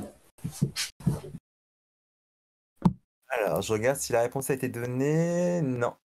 Non. Pas les chroniqueurs, personne n'a la mais- réponse. Ah, donc c'est Balor alors. Réponse Non. en image, Dans le chat, ils ont raison. c'est Finn Balor. Avec sa petite boîte. C'est énorme. Là, franchement, je suis on n'est dingue. pas sur des Lego quand même hyper complexes sur la photo, visiblement. Hein. On est quand même sur du 1 à 3 ans. Hein. Donc, Et encore. en vrai, ça le met pas vraiment en valeur au Finn Balor. Il est. Alors, Moi, j'ai je m'attendais, tu cherché sais, à photos, des Lego genre à construire des gros bateaux, des trucs qui mettent des jours à construire. Comme et là, on est sur des trucs bon. Non, à part, non, la photo elle était amusante parce que voilà, avec la grosse boîte de Lego, Ouais, ça on m'a est fait- d'accord. je l'ai prise. Mais c'est vrai que après, si vous cherchez bien sur Google, hein, vous allez trouver des autres photos où il a construit des maquettes, enfin des navires, des vaisseaux. Il a fait aussi une photo avec, je crois, avec un fan, avec une ceinture WWE en Lego. Donc c'est un grand fan de Lego. Donc voilà, je voulais partager ça avec vous. Et bah, franchement, c'est génial. Je viens de voir. Je viens de voir la prochaine catégorie. Je pensais avoir tout vu dans cette chronique. Mais non, on n'a pas tout vu. On est loin C'est d'avoir la tout vu. Alors, nous cherchons désormais, tenez-vous bien, quelqu'un qui collectionne des crânes humains. Pardon. Oh. Pardon. Quoi? On C'est pense tous au même n'importe truc, quoi. je pense, là. Bon, bah ouais, perso, moi, j'ai pas envie de croire aux autres. Bah, du coup, si jamais vous savez pas quoi offrir à cette personne, bah, vous savez quoi. Donc, la vidéo est disponible sur Hugo, la tu chaîne. n'as pas voté. Merde. C'est bon. Bon, là, le chat, ils ont quasiment tous bon. Alors, ouais, bah il y a que Hugo qui... Hugo, il persiste avec son Gargano, hein. Il dit, il va sortir, il va sortir. Il va sortir. Alors, est-ce qu'on a la bonne réponse? C'est comme que tu fais un pariement sportif, tu vois. Tu fais un pariement sport et en fait, tu fais plusieurs tickets sur tous les participants. Au moins, tu sais qu'à un moment donné, tu as gagné, quoi. Eh oui. C'est ça. Ouais. Ah ouais. C'est quand même très particulier, hein. Est-ce que t'as d'autres infos, Jacques, sur cette passion de Corbin ou Alors, il collectionne surtout bah, les répliques, pas des vrais, bien sûr. Mais c'est vrai Ah, ça me rassure. Ah ouais, non mais en vrai, je me disais que ça pouvait potentiellement se trouver des vrais crânes humains, j'en sais rien, j'en ai aucune idée. Non, ce sont des répliques? Bien moyen. il me semble avoir lu que c'était des répliques, mais après avoir. Après, j'ai pas vu la vidéo, il y a une vidéo disponible. Mais bon, après, je vous invite à aller voir hein, si vous voulez passer une très bonne soirée. Carrément. Allez-y, allez-y. Et enfin, pour terminer, nous cherchons une superstar. Là, c'est un peu plus commun comme collection, qui collectionne les Funko Pop. Bon, C'est ça. Hugo, je pense que tu peux y aller là. Ouais, grave, ça c'est. Je rigole, c'est pas ça. Je rigole, c'est De toute façon, Kofi. c'est Kofi. Ah ouais, il reste encore 2 personnes. Ouais. Kofi, Allez. on connaît pas tellement que ça en fait. Hein. Ouais, c'est vrai que Kofi, on le voit, ouais, c'est un peu son univers. Hein. Tout le monde a voté? Oui. Bon, au ciné qui met 6 ou 7, là, t'as. Ah, je voulais laisser. Je pensais qu'on allait laisser Hugo tout seul avec son Gargano. Moi, je mets Kofi, je trouve ça va bien dans son univers. Bah écoutez, tout le monde a raison, sauf Axel. Bon, bah voilà. Allez. Ça, c'est fait. Et donc, nous Réponse terminons avec ça. la photo. Bon, on voit pas Gargano sur la photo, mais Alors, j'ai que ça comme photo, et en fait, c'est Gargano que vous voyez avec son petit nez là, tout en haut à droite. Ce n'est pas Kofi. Donc, c'est voilà, Gargano est un grand fan de pop culture et surtout des Funko Pop, donc du coup, il en collectionne énormément. Et pour revenir sur Kofi, parce que là, j'ai pas mis d'image parce que à la dernière question, ça servait à rien. Kofi, lui, est un grand collectionneur de comics américains, mais les anciens comics. Des premiers numéros, par exemple, de Spider-Man, de Superman. Donc, il est plus fan de ce genre-là. d'accord. Trop bien. Très intéressant tout ça. Et bah ouais, Ouais, franchement, ça régale. là, Jacques, cette semaine, il a bossé. Hein. Clairement, les petites photos et tout, le petit question-réponse, franchement, c'était très sympa. Et puis, on a appris des choses, on a bien rigolé en plus. On a appris beaucoup de choses. Franchement, merci beaucoup, Jacques. Ah, bah, merci d'avoir participé. Bonne soirée. Bonne soirée à Salut tous. Jacques, à la prochaine. C'est tout pour moi aujourd'hui. À la semaine prochaine. Et bah écoutez les amis, on enchaîne avec la prochaine rubrique, l'avant-dernière de ce podcast. C'est parti pour le débat de la semaine. On va parler de John Cena.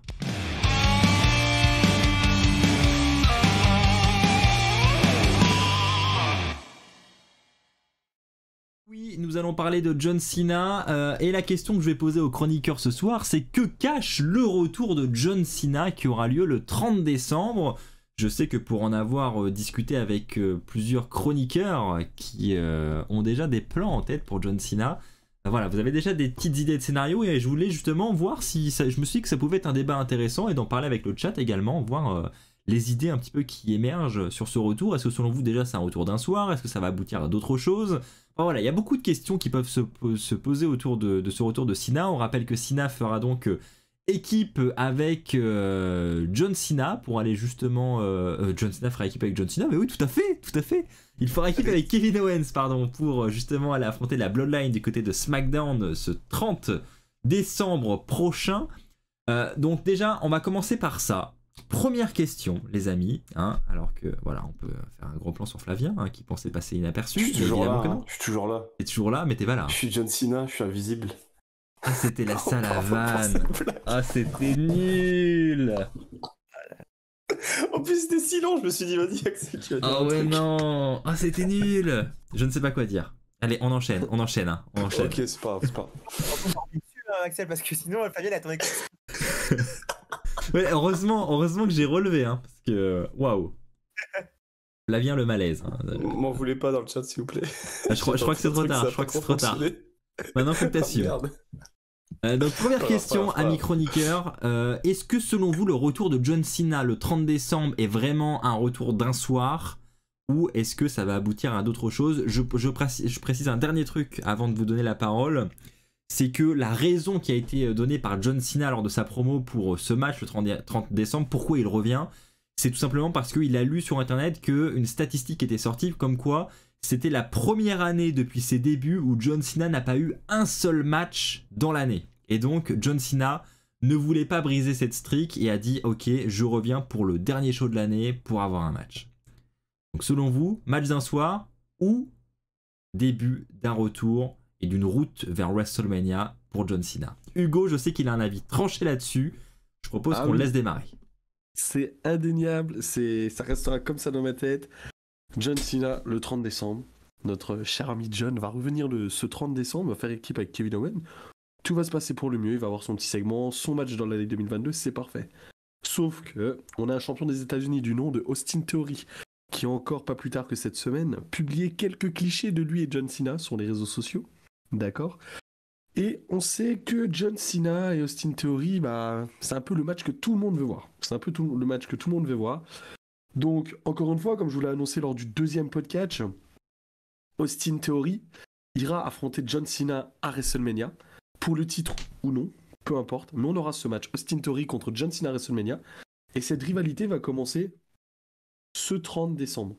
Ça va commencer ce 30 décembre, quelle que soit la manière, cette rivalité commencera là, et ensuite la route vers WrestleMania va être incroyable avec ces deux hommes. C'est pourquoi je vous disais en début d'émission que la route vers WrestleMania s'annonçait incroyable parce qu'on a tellement de choses qui sont possibles et qui vont arriver, je l'espère, que là on peut avoir une des plus grandes routes vers WrestleMania et John Cena contre Austin Theory, excusez-moi du terme, mais putain ça a de la gueule quand même. Et j'espère et j'ai hâte de voir ça. Je partage tellement. Je suis un peu dubitatif en termes de timing et du fait que ce soit entre guillemets un retour de John Cena pas sur le long terme mais sur le court terme. Parce que justement, si on part du principe que Austin Theory va défier John Cena à WrestleMania, ça je suis entièrement d'accord et je pense qu'on en salive tous. On a très très hâte de voir ce match et surtout ces promos et cette rivalité. Mais je pense que c'est un peu tôt pour construire le match pour WrestleMania. Parce que ça voudrait dire qu'on va avoir un John Cena toutes les semaines, que ce soit du côté de Raw, du côté de SmackDown, peu importe. Et ouais, moi je suis d'accord pour la rivalité, mais je pense que c'est un peu trop tôt pour que John Cena entre en rivalité avec Austin Theory. Non, mais on n'aura pas, je pense pas que ça soit vraiment là où on se dise ok, Austin Theory, John Cena, ça commence là tout de suite maintenant et c'est toutes les semaines. Non, mais là, ça va vraiment être le début, ça va être il va y avoir ce moment dans ce SmackDown qui va être une prémisse justement de cette future rivalité et ça sera à ce SmackDown-là qu'on aura eu les premiers échanges et les premiers un peu tacles entre les deux qui emmèneront ensuite à cette rivalité. C'est pour ça que je dis que ça va commencer ce vendredi. Ouais, ils vont planter un peu des petites graines et moi je vois bien le coup où, étant donné qu'Austin Theory il est du côté de Raw, moi je le vois bien apparaître à l'écran, qui dit ouais salut John, je suis là et tout. Et là John Cena est distrait, il se inspire et c'est fini quoi. Voilà, tout à fait. Ce genre de scénario pour moi c'est parfait. Jacques, il lève le doigt comme à l'école. Vas-y Jacques. J'ai mis une hypothèse. Vas-y, on t'écoute. Imaginons, après je trouve que l'excuse de j'ai pas fait de match cette année, donc je reviens, c'est un peu bidon. Je pense que voilà, John Cena il est plus en fin de carrière, donc à tôt ou tard, on n'aura plus de match de John Cena, enfin dans l'année c'est sûr. Donc cet argument est bidon, donc je pense que voilà, il est venu pour cette raison-là, donc pour un peu noyer le poisson. Je vois bien à la fin du match, du coup, une intervention de Theory qui fait pas mal d'allusions à ce moment de Cena. Donc, du coup, Theory qui intervient, qui blesse peut-être John Cena. Comme ça, on le met hors écran durant le mois de janvier. Et là, au Rumble, Theory fait le ménage sur le ring. Et là, John Cena qui rentre dans le Rumble, face à face entre les deux. Donc là, on voit déjà les prémices en fait de cette rivalité. Et voilà, après les deux peut-être s'éliminent dans le match. Mais voilà, comme ça, au moins, on a déjà un petit aperçu en fait du coup de quoi ça va donner et puis au Rumble tu vois un affrontement entre Theory et Cena dans le Rumble, ça va être plaisant quoi, surtout qu'il y a un retour de John Cena tu vois un mois après il était blessé à cause de Theory donc ça peut être pas mal et puis lancer vraiment la rivalité comme ça tranquillement quoi. Très bien. Waouh, vous avez plein de trucs à dire sur John Cena. Ah bah vas-y. Non, mais vous avez plein de trucs à dire. Moi, en vrai, John Cena, je sais pas, je sais qu'il a son match du coup avec Kevin contre Sami et Roman. Perso, je vois aussi un peu un truc du genre une théorie qui se ramène peut-être pour faire un petit mot. Oh, désolé, la caméra elle bug, je crois. Non, en vrai, je pense qu'il y aura un petit segment pendant son petit retour. Après, comme Jacques disait, je pense pas aussi enfin, comme vous tous disiez, hein, je pense pas qu'il va rester là, qu'il va être là tous les weekly, etc. En vrai, je pense à une petite apparition au Rumble, son petit match là, et puis après, en fait, le building enfin le build, pardon, avec Austin, quoi, ça peut être très cool. Et en tout cas, je pense que c'est presque sûr qu'on va avoir un Cena Austin Theory à WrestleMania, c'est presque écrit, quoi, clairement. Donc, hâte déjà de voir le match que ça a donné là avec Cena, hâte de le revoir en action. Et magnifique plan. Est-ce que Victor est-ce nous qu'il fait fait la même que moi vanne ou pas, quoi? S'il te plaît, Victor. On espère pas. On espère pas. Ne reste pas seul. Je crois qu'il est parti. Oh non! Oh non, Victor, t'as pas osé. Non, de base, c'est pas pour ça que tu t'es absenté. J'espère. Je pense pas. Non, pour être tout à fait honnête, j'ai pas fait pareil. Ah, bon. Ça Mais nous vu que j'ai eu rassure. l'occasion, je me suis dit bon, on va faire Ouais, une c'est petite ça. Ouais. allusion. Vas-y, essaie de. Putain. Alors du coup, vous avez un petit peu anticipé la suite du débat, mais c'est pas grave. Du coup, vous êtes tous d'accord à l'unanimité pour dire que si cela est le début d'un retour court terme pour John Cena, ce serait forcément pour aboutir à quelque chose en lien avec Austin Theory. Rien d'autre. Sûr. Bah, tu veux qu'il y ait quoi d'autre? Non mais j'en sais rien, non mais moi je suis d'accord avec vous, mais c'est une question pour voir si on est tous sur la même longueur d'onde, c'est-à-dire qu'on pourrait pas imaginer, avant d'aller du côté de WrestleMania avec Cena et Theory, on pourrait pas imaginer que Cena ait une autre petite rivalité au Rumble ou avant Mania, et que la rivalité avec Theory se déclenche par la suite. Bah, après, c'est quand même bizarre de le faire revenir à SmackDown. Je pense que ça a été plus sympa et plus logique de le faire ramener à Raw. À moins que voilà, il gagne à SmackDown. Et là, pour le premier show de l'année, Owens invite Cena pour le remercier de sa participation. Et que voilà, qu'il arrive en fait grâce à Owens en fait. Les autres, vous partagez? Ouais. Ça peut être une idée, effectivement. Et donc sur le match Austin Theory, John Cena, tout le monde a envie de le voir à l'unanimité. Bien sûr, c'est Oui. le match que. C'est le genre de match là, sur une carte de WrestleMania, c'est comme un Gunther Brock Lesnar qui est sorti récemment dans les news.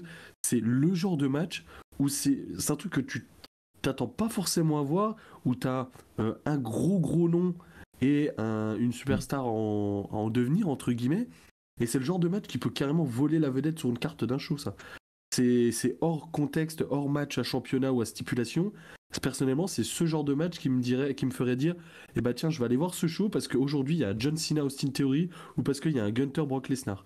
Si on enlève toute la partie championnat ou match à stipulation, c'est ce genre de match qui, je pense, fait vendre et qui donne envie de regarder un WrestleMania. Enfin, du moins pour ma part.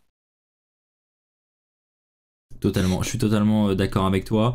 Je vais vous poser une dernière question avant de clôturer ce débat sur John Cena, qui au final n'était pas vraiment un débat parce que tout le monde était absolument d'accord, et sur le chat ça partage nos avis, donc voilà, on est tous d'accord pour ça. En revanche, est-ce que on est tous ravis de voir John Cena de retour en tant que part-timer?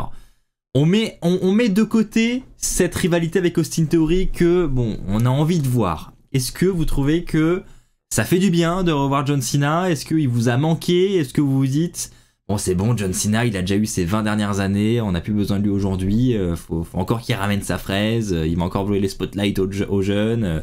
Voilà, quelle est votre position vis-à-vis du retour de John Cena? Hugo, je te vois hocher la tête. Victor, vas-y. Moi, je vois ça comme un point positif et je trouve même que le rôle de part-timer lui va si bien à John Cena.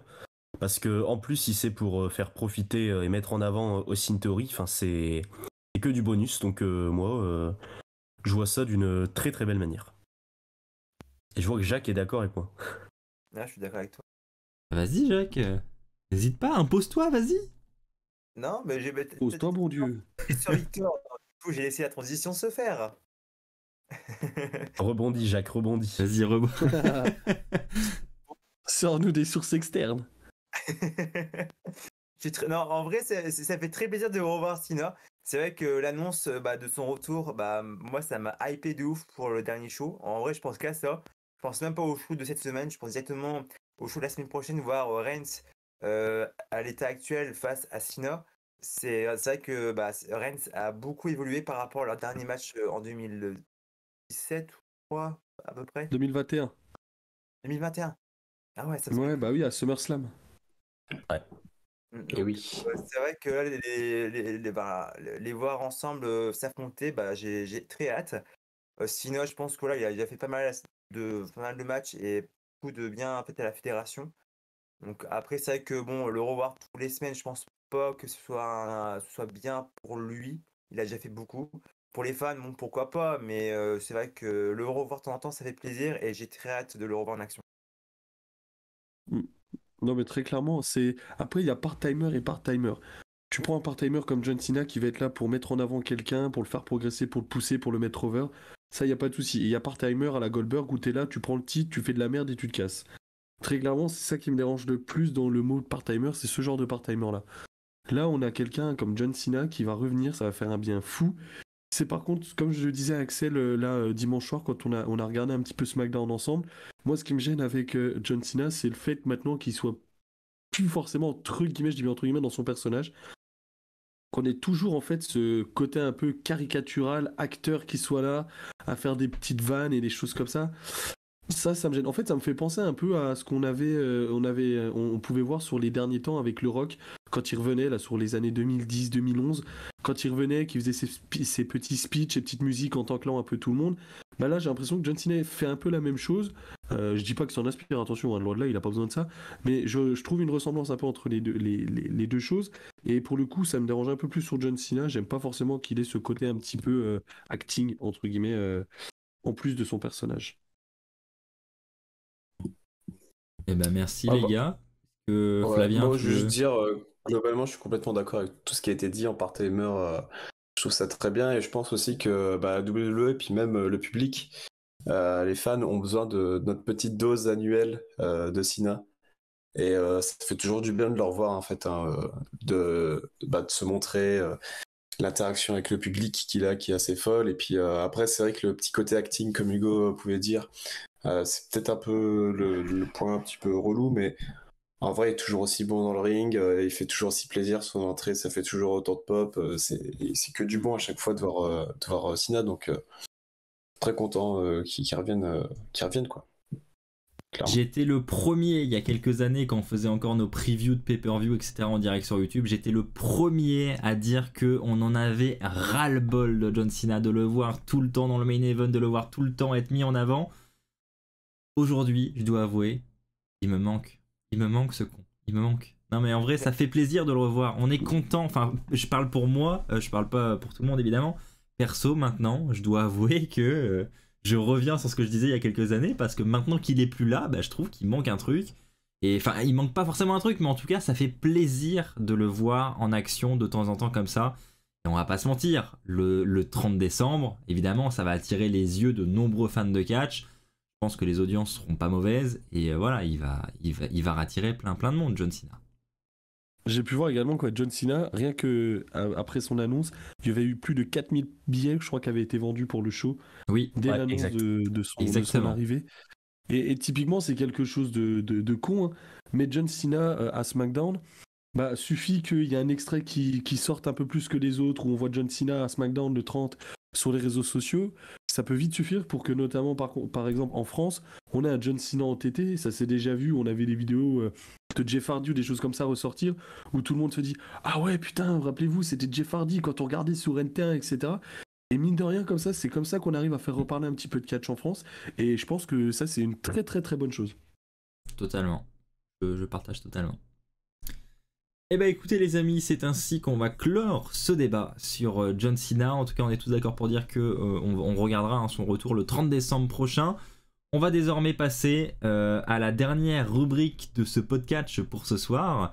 Et c'est Victor qui va avoir la lourde tâche de clôturer ce podcast, qui nous a préparé une séquence haute en couleurs et surtout haute en images. C'est parti, oui, pour l'image de la semaine.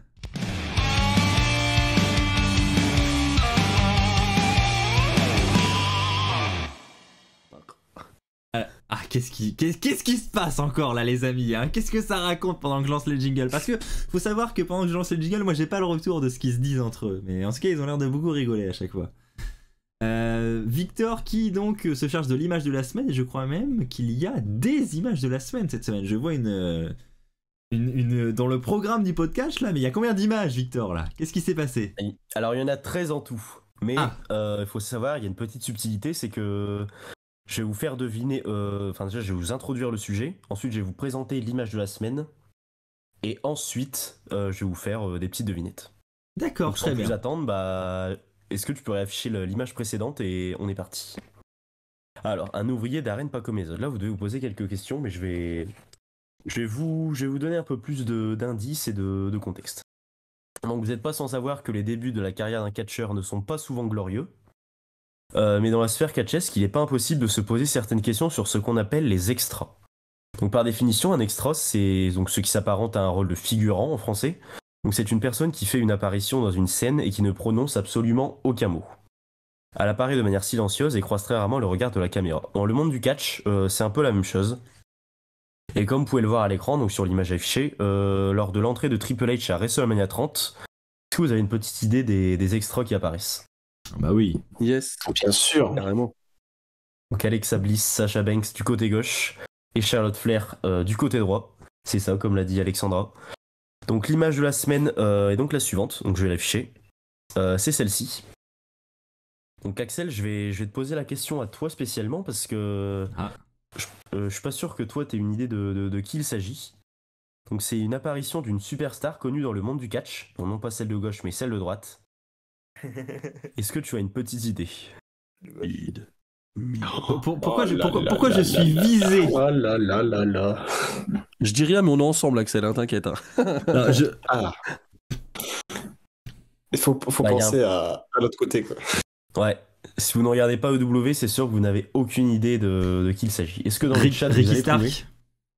Ouais, Ah, c'est je ça, bien l'ai, joué. j'ai le nom, Ah, c'est beau. parce que faut savoir qu'en ce moment je gère quand même WrestlingBet, l'application de Paris, et donc je suis un petit peu quand même la EW, les matchs qui en ce moment, et je sais qu'il y a Ricky Stark qui...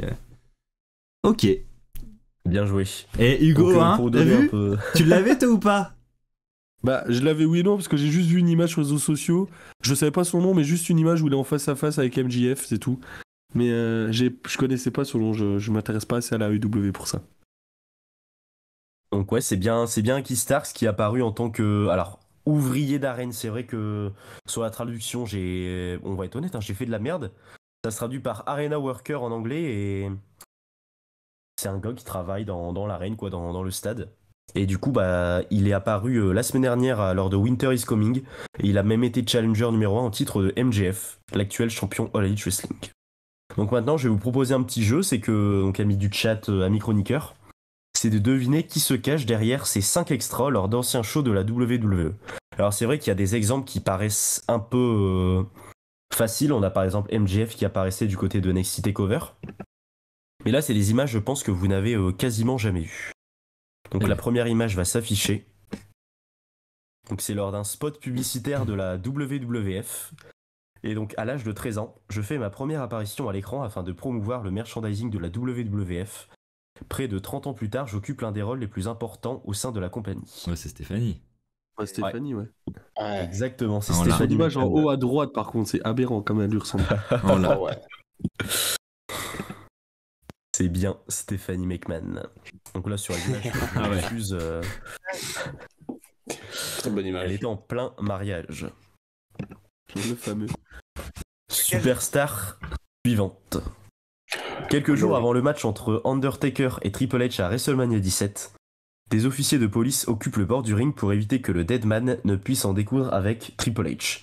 Passé par la TNA où j'étais champion du monde et tag team, par la NXT où j'ai remporté aussi un titre mondial, puis dans le main roster où j'ai été champion des États-Unis et champion par équipe à Raw et à SmackDown.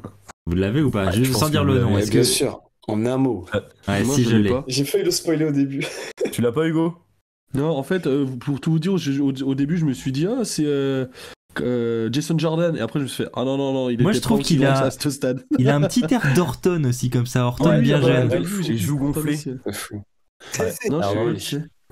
Dans le chat, il y a personne qui l'a pour le moment. C'est vrai. Ah ouais.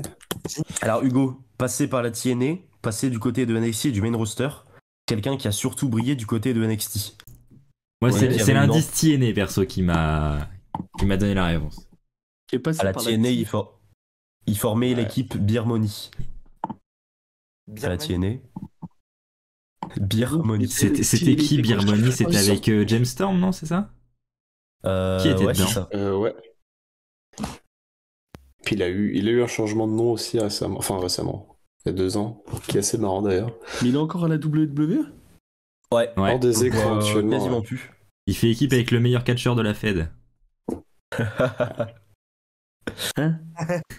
Ah, oh, non, non, ok.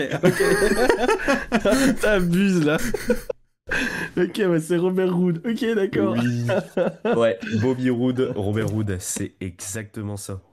Ouais, bah alors là, On je peut l'avais pas voir du tout. où il comme ça. a. L'époque où il a C'est fait entre guillemets le plus le buzz, bah c'est clairement du côté de NXT où il avait notamment eu une entrée légendaire à un NXT Takeover avec les touches de piano sur le Titantron, c'était exceptionnel. Oh, ouais. Bon, c'est vrai, maintenant, il a bien changé. hein. Image suivante. Alors là, Il a elle va bien être changé, assez ouais. facile à trouver. Alors, lors de l'épisode de Raw du 24 novembre 2014, Kane est en phase de remise en question et est accompagné d'une manager un soir. Aujourd'hui, toujours présente dans le monde du catch, elle a commencé chez NXT avant de rejoindre le main roster au sein d'un clan. Cela fait c'est quasiment 3 ans jour pour jour après cette apparition backstage qu'elle débute sur le ring de la WWE dans le main roster. Alors est-ce que vous l'avez sans dire le nom? Je pense. Ouais. C'est pour Jacques, ça, non? Moi, je l'ai pas. C'est pas pour Jacques, ça, un peu, cette image? C'est pas Nikki Cross? Non. Nikki Non. Cross, c'est aucune des iconiques. Ah, Alors, ça a été trouvé dans le chat par Alexandra. Elle faisait partie du Riot Squad et elle Ah fait ouais. maintenant partie des Viking Riders. Mais non. Et évidemment, Sarah Logan. C'est Sarah Logan, ça? j'ai pensé à Oh Nick. putain, merde, il y a eu du travail. What the fuck? Il y a eu du Non, bois mais de du fondu. travail sur le personnage. Non, mais calmez-vous. Sur le personnage, parce que là, c'est plus du tout la même personne. Ah, mais c'est vrai Ah, je croyais que c'est vrai c'était qu'on la Peyton reconnaît Royce, pas moi. du tout. Hein. Oh, C'est vrai qu'il y a c'est Peyton. notamment à Peyton Royce. Moi, je serais bien parti sur comme Excalibur sur du Dakota ou un truc comme ça, ouais. Waouh, ouais. Ça peut se comprendre. Alors, Alors, celle-là, elle est la ouf. suivante. Et là, il y en aura 2. Bon, cette photo, elle a fait. Ah, le bah coup, oui, là. Là, parce que franchement. je pense que j'ai pas besoin de donner d'indices. On va voir si dans le Je chat. crois que c'est Shawn Michaels. Et Shane McMahon. Et moi, je trouve que la personne de Triple gauche H aussi. qu'on va parler après, qui ressemble tellement à Aiden English. Ah oui, ça- mais tellement. Tellement. Ah, bah attends, c'est pas Eden English? Non. Non, c'est pas Aiden English. C'est le plus français des catcheurs à la WWE. Enfin, ouais, non, plus du tout, du coup. Oh, mais non, c'est pas. Non. Mais si, il avait des cheveux à l'époque. Césaro. Oh, je l'ai pas reconnu, c'est ça. Alors, comme Lorraine le dit, césarienne. Non, c'est pas ça. Ah oui, c'est vrai en C'est plus. très bonne. C'est pas césarienne, mais c'est son homonyme masculin, c'est Césaro. hein. Sergent césarienne. Césaro. J'étais Covid qui lui 100% tape sur sur la tête. Staden. Donc, Césaro, un multiple fois champion par équipe avec Sheamus, champion des États-Unis, ici Free, qui est passé du côté de NXT, mais qui n'est pas resté longtemps et qui, maintenant, est un peu perdu. Hein. Mm. On le voit plus ici Free, que ce soit du côté d'autres fédérations, même s'il a tenté d'être dans une fédération avec la fameuse fédération de Braun Strowman, Control Your Narrative. Et bon, autant vous dire que c'était un échec. Bah d'ailleurs, c'est le seul des trois qui avait fondé la fédération qui est toujours pas de retour à la WWE. Exactement. Peut-être que ça ne saurait tarder. Et enfin, La dernière. là où les dernières superstars. Alors là, on est du côté de la version moderne de la ECW. Oh là, ça La va être chaud là. évoquée par des figurants en confrontant le Miz et John Morrison. Je vous fais un zoom. Ah, deux Waouh. C'est pas Dolph Ziggler. Austin Theory. Et là, je pense que vous allez être choqués Oui. parce que Austin avait 14 piges. Donne-nous des indices un petit peu. Ouais, des indices, t'as des indices là?